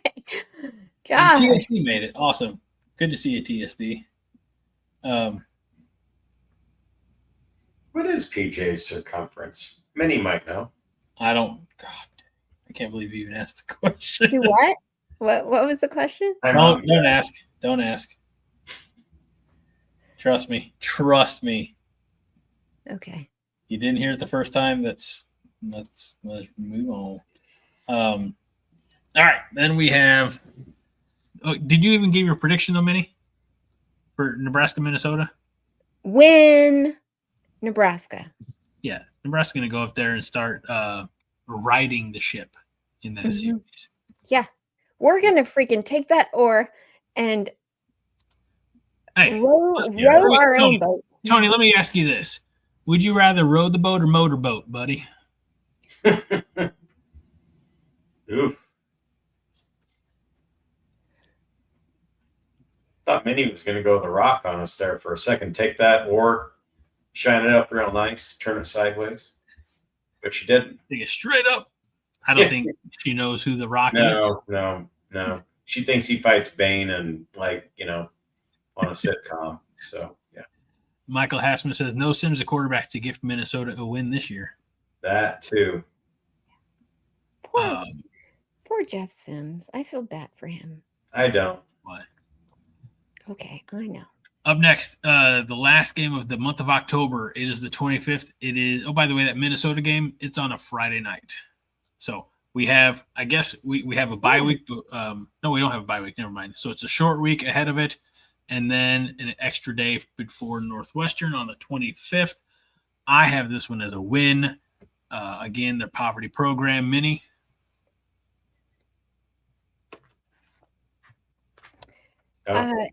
You could just say win or lose. Like we don't have to preview each. We're gonna talk. We're gonna have more episodes as we go along in the season. I know. But I feel like I need to say something at least about the game. Do you just Tony? Hey, Tony. Tony, you used the wrong your, and if you're gonna start spitting 7-1 predictions, then you better come grammatically correct. So why are you apostrophe RE? Sorry, had to do it. Okay, so I say Northwestern just won't even show up. Oh, forfeit. Okay. Exactly. All right, so you have Nebraska winning? Yes. Okay. How about the following week hosting USC? Now, this is the blackout game, which won't happen. I mean, the players will be in all black, but not the fans. Oh, yes, they will. Look at what it took tonight for us all to wear black. Nothing. Hardly. Well, two of us just know that, no offense to Fred, but black is slimming. No. And then you just didn't want to be left out.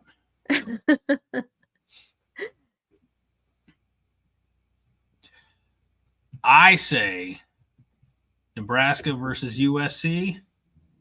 Bring on that Husker dub. Fred? This is one, again, it could go either way. I don't know. Not the uniform thing, but we could potentially lose this game. Okay, here's the deal. Oh, here we go. Minnie's going to correct me in real time. I'm sorry.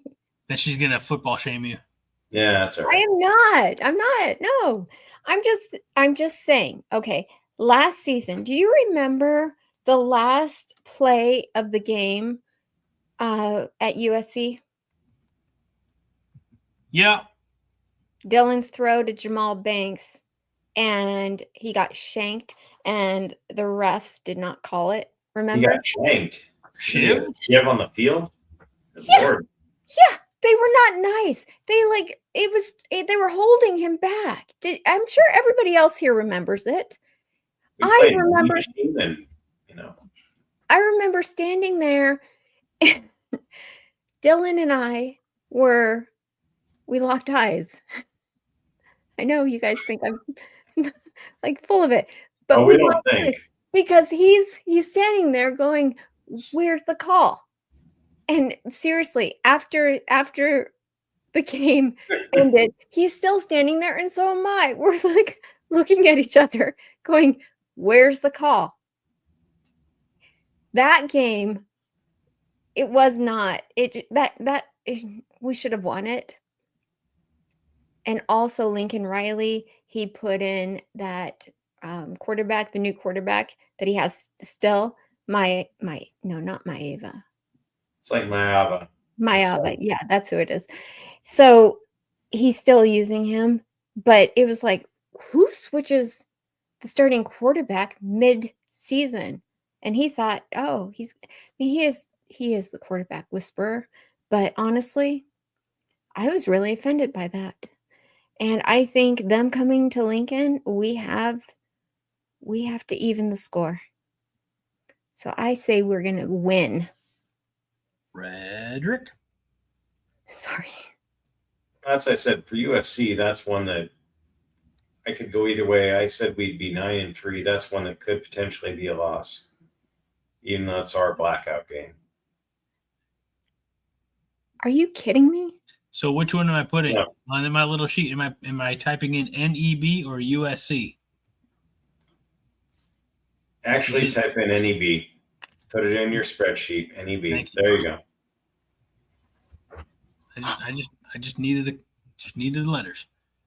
At this point, yeah, by the way, Joe Lake says Lincoln Riley gets fired after losing to the Huskers.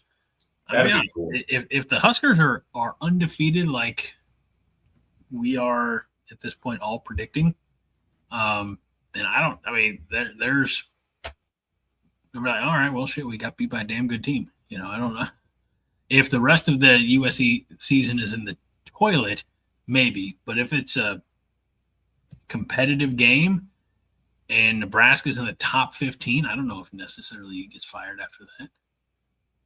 So, all right, moving on. Let's see.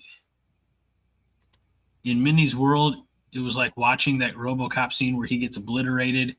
I don't think Minnie's ever seen RoboCop, so I think that's a reference that's falling on deaf ears.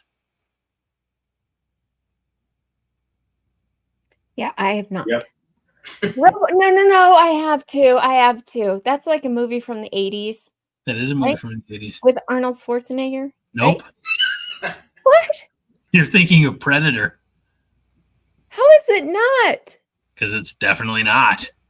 Peter Weller. Okay, never mind. I don't know. That was... Whew. Takes your breath away, Greg, doesn't it? I don't even know what. Sometimes they're just cognitive thoughts that escape, and you wonder how she's made it this far in life. Without movie knowledge, really?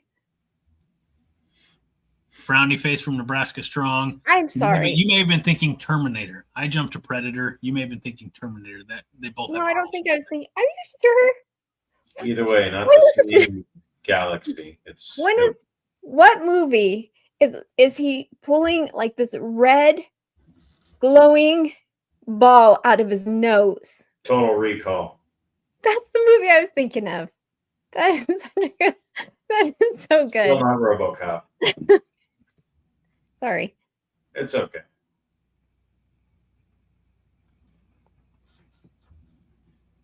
I just need a minute to collect myself. Yeah, reset, Greg. Reset. I could tell you got to reset the hard drive there. You're yeah. All right. So then Nebraska goes on the road to Pasadena to the Rose Bowl to play UCLA. I have this as a win for Nebraska. Minnie? She's pulling out the scrolls again, Greg. It'll take a second. We just need. We beat UCLA. Just put the NE in your spreadsheet. There you go. Got you.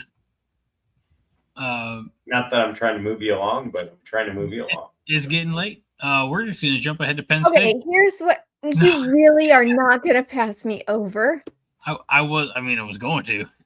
Okay. We're this Just, close. again, we're just, you don't We're need 2 to. yards shy of passing Minnie over.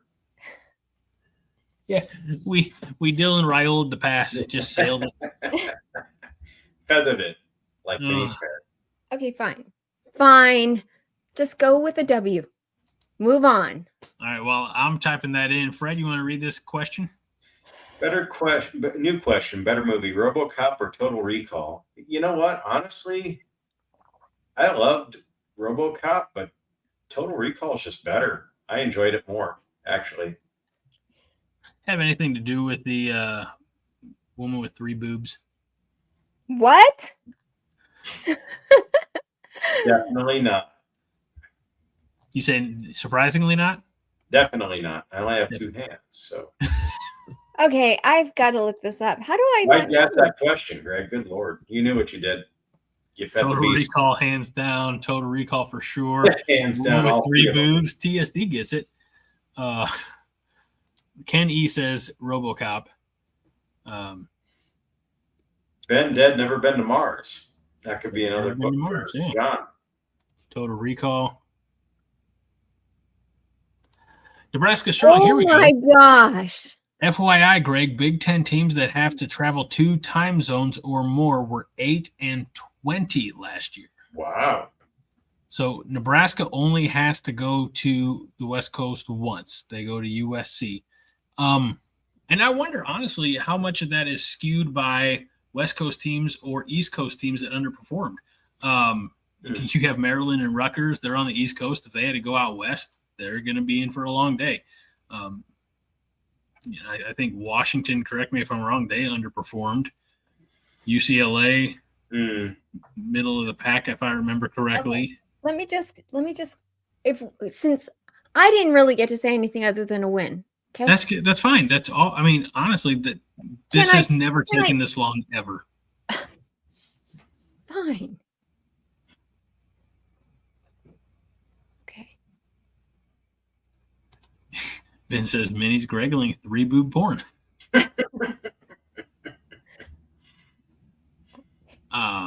What do you want to say about it, Minnie? All I was going to say is, okay, UCLA has to play Indiana, Penn State, Utah. Yeah, that's pretty much it before us. So they're going to get beat up pretty good. Indiana and Penn State prior to us. So I was just looking at their schedule. I like to know, even though they have a bye week before we come to play them, I still think we're gonna Pause for effect. We're gonna win.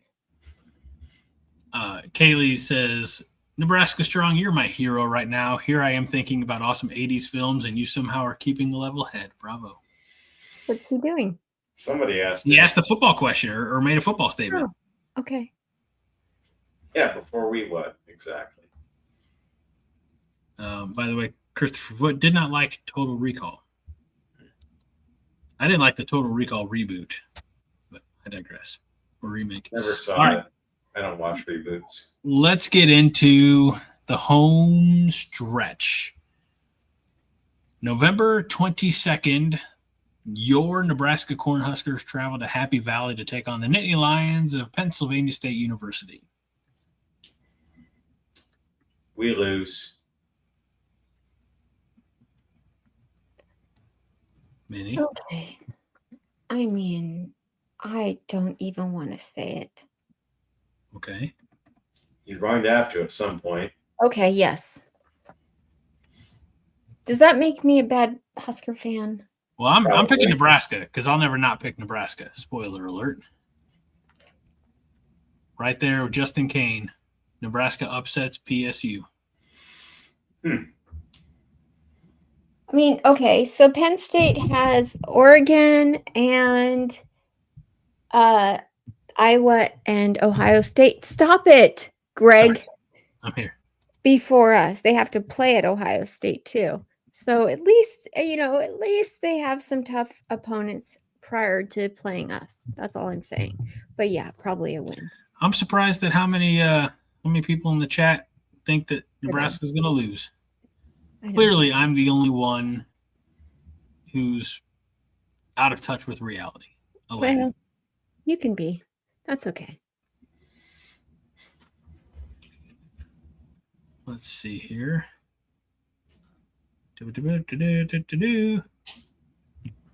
That's what I do. Pitt's with me. I am with Greg. Thank you. But my hope is that we are undefeated at that point going into Penn State, because that would be a huge game for us. Yep, that would put it on the national stage for sure. All right, and then we have the last one of the regular season, Black Friday, hosting Iowa. I'm going to say it right now. Nebraska's not just going to win. We're going to fuck them up. Mm-hmm. Agreed.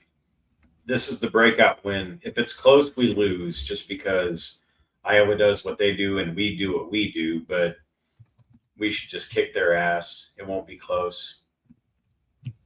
I like what Husker Strong says. Oh, whoops, wrong one. He says, on the plus side, we finally beat stupid Iowa. Beat the brakes off Iowa is what Michael Hassman says. All right, Minnie, do you have to consult your binder for this one, or can you just say Nebraska? My farmer's almanac. No, because we're not going off of what we traditionally have done against Iowa. They're coming to Memorial Stadium. I know last time they were there, they beat us, but stop. Now just reading Matt and it just made me laugh. But they're not going to be able to score against us. I believe our defense is so much better than they've been in years past. We are not going to be making stupid mistakes, especially at that point in the season. So we're going to hold them to a very low score, and I think we're still going to score pretty high. So win. Do you need to tell us? She did the Wisconsin W. So what? You did the Wisconsin W. So okay, this. Oh, is that okay? That's still. Right. Anyways, it's okay. Leave me alone. It's late. Telling me. So that brings us to only one game remaining, and it's this Thursday's game, Nebraska and Cincinnati. And by the way, I have to double check here. The game has a name. I know what you're saying. I didn't realize it was being called the Kansas City Classic. Either. Can I Battle Sports presents Kansas City Classic. Can I make a comment? Just 1970s child wants to say Mark Gronowski is a good quarterback who transferred to Iowa. Don't take them for granted. Yeah, but he's also an FCS quarterback. That's the school he came from. So. And he had surgery in the off season. So who knows if he's even going to be 100%. I got you, Gutowski. Okay, sorry. All right. As I was saying, Nebraska will make the short trip down from Lincoln to Kansas City this week to take on the Cincinnati Bearcats, the season opener, obviously, for both teams, and one of the first college football games to be played all season long. Arrowhead Stadium in Kansas City will be the site. Will host tens of thousands of Nebraska fans and a few thousand Cincinnati Bearcats fans, if I had to guess. Matt Rhule will be on the sideline for the start of his third season at the helm of the Nebraska Cornhuskers. Dylan Raiola will be in the backfield his second season as starting quarterback. They're going to take on a Satterfield, and a Sorsby, and a Corleone. And that's all we know. Oh, we also know that they only had access to their practice facilities about 6 weeks ago. Which is huge. Just huge. Shut up, you guys. It is an 8 o'clock Central kickoff, which means I'm going to fall asleep at halftime. But I have Nebraska winning this game. I have Nebraska winning this game, covering the spread, and then some. I have Nebraska winning this game 41-20. I like that score. I think somebody said I didn't see, or I didn't start, so I apologize. Kicking 2 field goals that really won't matter. Why not? We need all the practice we can get. I call it 37-16. It's like, and probably like an ugly 37-16, just because it's the first game for both. Slop around. Dylan probably has a pick or a fumble or drops his Raising Canes at some point. But otherwise, we win. It won't be.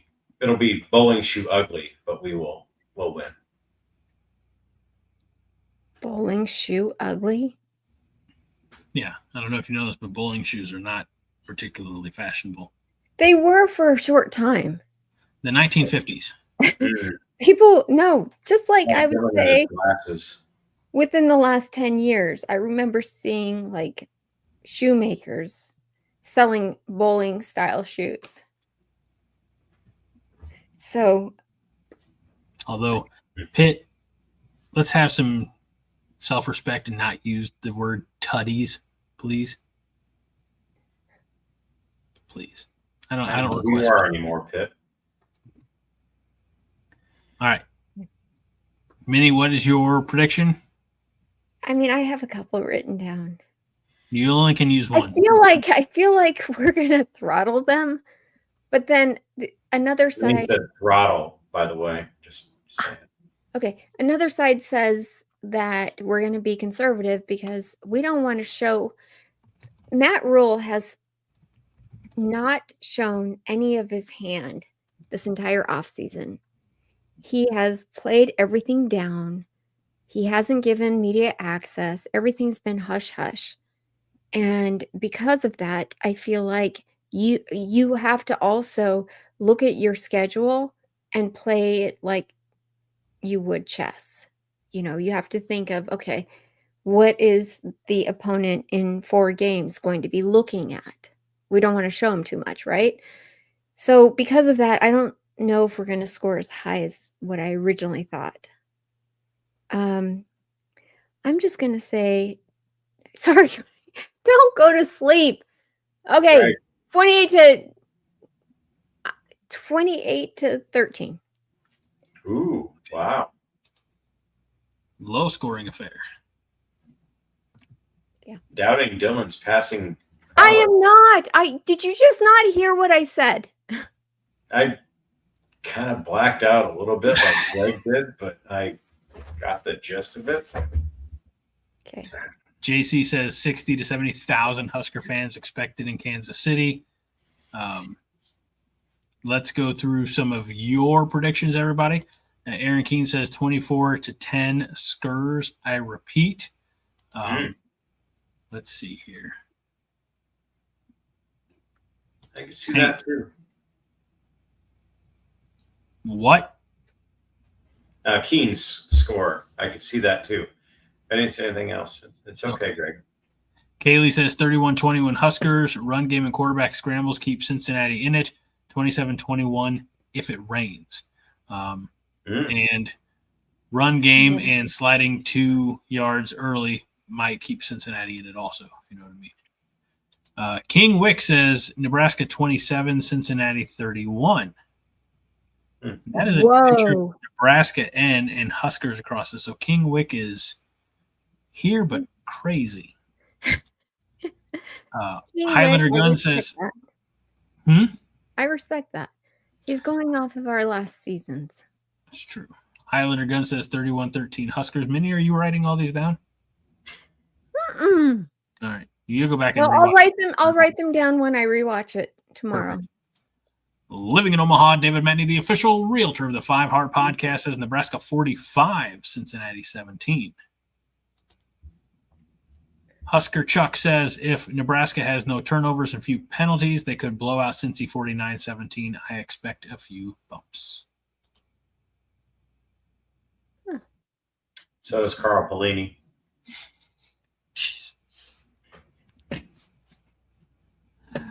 Roger Moore says Nebraska 24, Cincinnati 17. Potential trigger warning for Minnie from Drake Westfield. Cincinnati defeats Nebraska 31-28 with the Bearcats establishing the run and taking advantage of Rhiola's mistakes. Ooh, Drake, you done did it. He's coming after you. If we don't ever see Drake again, it's because Minnie banned him. Why did you have to add that last part? Why? To me or him? Him. Drake. What's wrong with you? BFOTS Josh Hansen popped in briefly to say 35-17 good guys. And then he was gone again. Yeah, that was nice. James Borman says Nebraska 42, Cincinnati 37. Okay. And here's Pitt saying 48-13, 2 field goals for the Huskers. So okay. Michael Hassman says 34-17 Huskers. Husker Chuck says 31-17 Nebraska. Are you guys wearing diapers? Doesn't anyone have to use the restroom? No. Aaron Keene says 24-10 Skurs. I think we touched on that before, but got it again. Melissa says 41-17. Go Big Red. Go Big Red. Husker Bob, now from Brainerd, says 41-6. And Nebraska Strong says 42-14. Big Red Machine steamrolls Cincy. I like that. I hope you're all right. Kingwick did say earlier in the show that Nebraska will lose to Cincinnati, Michigan, and Penn State. Wow. Why Cincinnati? Why do you think Cincinnati? I mean, I know that you have us losing to them in your score, but I'm curious what you see there. Please let us know, Kingwick. Okay, besides this, Greg, there's a thing that Vince Watson put together. Do you remember? Do I? Yeah. I do. Do you want to tell us about it? No. Okay. I want to play it. Okay. I forgot to upload it, so it's going to take a minute. Okay. It is a Coronation Pick'em on ESPN's website, and I'm going to put the link in the chat for all of you so that you can please join us. The password is 5heart, the number 5, capital HEART, no spaces. We would love to. I'm surprised in 24 hours we have a lot of people already signed up. So you can join us as well, and we would love to see you. And just, again, another fun way to interact with all of you outside of the scope of the show. So please join us. And, again, thanks, Vince Watson, for coming up with the idea. Good way for us crazy kids to keep in touch. 41-17, we got that one. Nebraska Strong said, if we lose to Iowa again, all of us Huskers will be outside Memorial Stadium with torches and pitchforks. Yes. We have 3 months before that. Let's not get carried away. Let's not fret about something that's not likely to happen.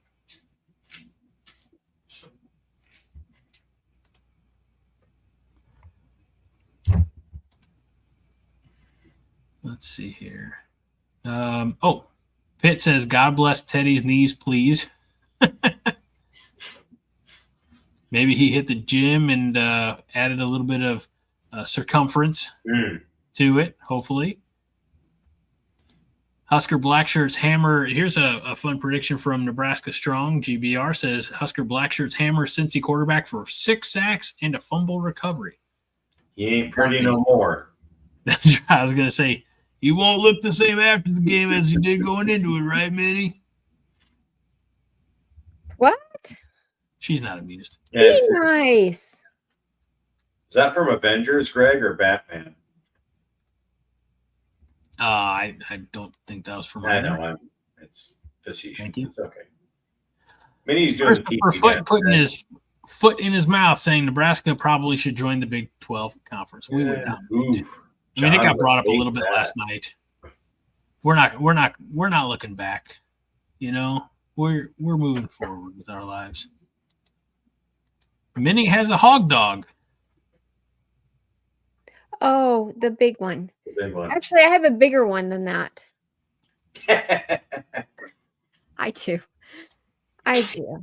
She's 5 years old, and she's a big white bulldog. I honestly, if I wanted to show you guys to her, I'd have to follow her around the house with the camera because I could not lift her up. She's so heavy. She's overweight. She's been overweight since she was a year old. Midwestern dog. Minnie, do you remember at the top of the show when you were feeling left out? Yeah. And went to go change? Yeah. Tony, our Minnesota friend,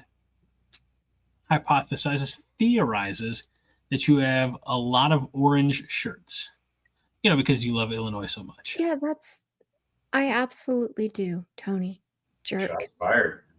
Jerk. Wow, and she called you a jerk. Tony, I apologize on behalf. I don't own anything orange, I promise. If anything, here's the deal. I buy things that are red on purpose. Red coffee cups, red boots, red tops, red everything. I don't have a red car, but I would buy a red car. I feel like you should apologize to Tony, our Minnesota friend. Why? I feel like you calling him a jerk was worse than me calling him a Wisconsin fan. No. Trust me, on the levels of name calling, that's way worse. Okay. Michael Hassman said bright and early tonight, Nebraska needs to kick ass and take names Thursday night. It's been too long since they opened the season decisively. Amen. I agree.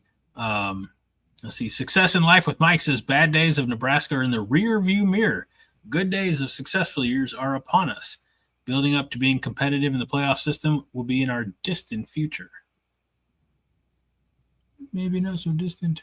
I feel like this is a fortune cookie. Yeah, I do too. You talked about preacher before, or motivational speaker. I think success. I mean, it's in the name. Success in life with Mike. I love it. He speaks in fortune cookie. That's a skill. Oh, look, we got a super chat. Thank you. Drake gave us $4.99. Said if I get banned, at least I can say I did one positive thing for the channel tonight. Thank you. You're not going to get banned. Well done. In 1970s, Child says, let's not call wins dubs also. No tutties, no dubs. Can I do this, though? No. Why? Well, first of all, when you do it like this, it makes it look like you got devil horns. Yeah, that was okay. odd. Where am I supposed to put it? Here? You put it wherever you want, Minnie. I think Thursday night Fred's starting to that pushed me past bedtime. Yeah. A couple hours ago, living in Omaha, David Matney, the official realtor of the 5 Heart Podcast, asked, why were the hires not made from the start? Talking about Ekeler, Butler, Snow. We know this. They weren't available. Holgerson. Yeah, I was going to say the same thing, but Fred, does she ever interrupt you on Mondays? No, because I just kind of quit talking at points because I know. So yeah, I don't know what that is, but I'm just gonna I don't know what's happening. I don't know if I need to find a safe house, perhaps. So. By the way, I stepped away and looked at the star comments for a few minutes, and there are 101 new comments. Let's read them all. No. I'm kidding. We're already over 2 hours. He's doing the pee-pee dance, Greg. Know the signs. All right. Let's see. I don't know if we got to Caleb's. He said Nebraska wins 30-24 despite trying to lose late and giving up 14 points in garbage time. So we got some, yeah. All right. Well, that was a fun night. Kaylee says she'll write them down when she goes back and watches the tour. A motorboat? What is that? You don't know? Good Lord. Go watch Wedding Crashers with Vince Vaughn and Owen Wilson. Gosh, imagine the motorboat with the Total Recall person. That'd be something. I'll just leave it at that. Yeah, thanks for reminding me of that, Kaylee. See, this is why I don't tell anybody outside of Nebraska fans that I do a Nebraska show, because if people in my daily life started finding out about this, I might lose business. So, yeah, Vince Vaughn does it. Just throw it in your YouTube machine sometime. I don't think I want to know. It's perfect. All right. I think that's it. Like I said, there's a lot. Okay. Let's call it a night, everybody.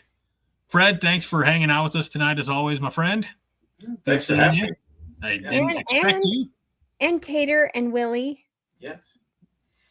Guest stars, yes. Very Tater and Willie. And Minnie and Puppy and Trouble. And not Roxy because she's too fat. And me. Oh, now she's going to be offended. I am not kidding. This dog is so sensitive. Well, we hope that you enjoyed our show tonight, our little heading into the season preview and predictions. And we hope that we hope that we're all celebrating this time next week in Nebraska win or victory. Definitely not a dub, 1970s child. And we look forward to not learning certain things about certain people in the chat pit. Oh, gosh. All right. James Borman says, wait, one more thing. What you got for us? He doesn't have anything. Yeah. Okay, Greg, say goodnight. All right. We're going to wrap this up the way we wrap it up on Thursday nights. Hold on a minute. Oh, wait. Living in Omaha, David Matney gives $5. Says, would you rather can't win do against these scenarios? David Matney. He can if he pays us. Okay. Would you rather win against Penn State and then lose to Iowa, or lose to Penn State and win against Iowa? And she took off. Ooh, that's tough, Matty. That's tough. And golly, I don't know. So I think I'm going to answer this one. I'm not sure it's the right answer, but it's the one I'm going with. If you have to lose to one of them, if you have to lose one of the games, you beat Iowa because they're fucking Iowa. And you lose to Penn State because they're, I think, right now preseason top 5. They are predicted to, do very well in the postseason. No, you're right. I'm the same. It's Penn State's probably superior, so it's okay to lose that. Exactly. Got to beat Iowa because they're not. And we got to get over the hump. We got to get that monkey off our back, beat those guys, get them out of the way. Kaylee says, open the wallets, people. Yeah, for $5 a question, we'll go all night. I do, Vince Watson's not wrong. You beat Penn State because it would be a better win, but it's not going to feel as good from a fan standpoint, losing to Iowa again. Pitt says, crying out loud, she thinks that we die without her while she pees. She cracks me up. Hope the bathroom's close to her little office is all. And Michael says, send Kirk into retirement with a loss. Penn State's a better team. We're expected to lose. It wouldn't bother me as much as losing. Yes, it is close. I can hear you guys even talking about me. Thank you, Fred. I would never do that. Okay. And never, if I can answer the question, we beat Penn State because they're picked to win it all. You always beat Iowa. No, Greg. Because I was a 70-year-old man. Just let him have his last game of his whole life. No. Fine. Send him to the old folks' home with a loss. You're brutal. Parents and the Cracker Barrel logo. That's him. That's Uncle Oh, Kirk him. is the what I did Uncle there. Way to bring it all full circle. Wait, Ben says you didn't wash your hands. I did. Yes, I did. Aaron says that for $1.99. I don't have a question. Do whatever Pitt says. I say Greg does lunges. Oh, wow. No, It's, no, we're not going to be here that late. All right. I think it's probably time that we can call it a night now. We've taken a little bit more of your money. Not to say we wouldn't take more. But let's everybody get some sleep, be well rested, and because we're gonna have another late night on Thursday. It's not gonna be the 5 Heart Podcast that's keeping you up late. It's gonna be Nebraska and Cincinnati from Arrowhead Stadium in Kansas City. So check your local listings. I don't even know what network it's on. I think it's ESPN, isn't it? I don't know. think I gotta figure out. Sports bar to watch it. So yeah, send bail money, super chats. Help me out just in case. Just in case, for our esteemed guest and friend, Fred Sacco. For my wonderful co-host and friend, Minnie Hunt. I'm Greg Mahachko, and this is the 5 Heart Podcast. We remind you each and every week, even on a Monday when necessary, that 5 Heart is all the heart you need. Minnie? And for my nemesis and friend, you guys can pick whichever one you want. Nemesis right here. Dibs. I guess I'm a friend. Go Big Red. And beat Cincinnati. Fred? How could I top that? Win the damn game. There you go, Haas. Boom.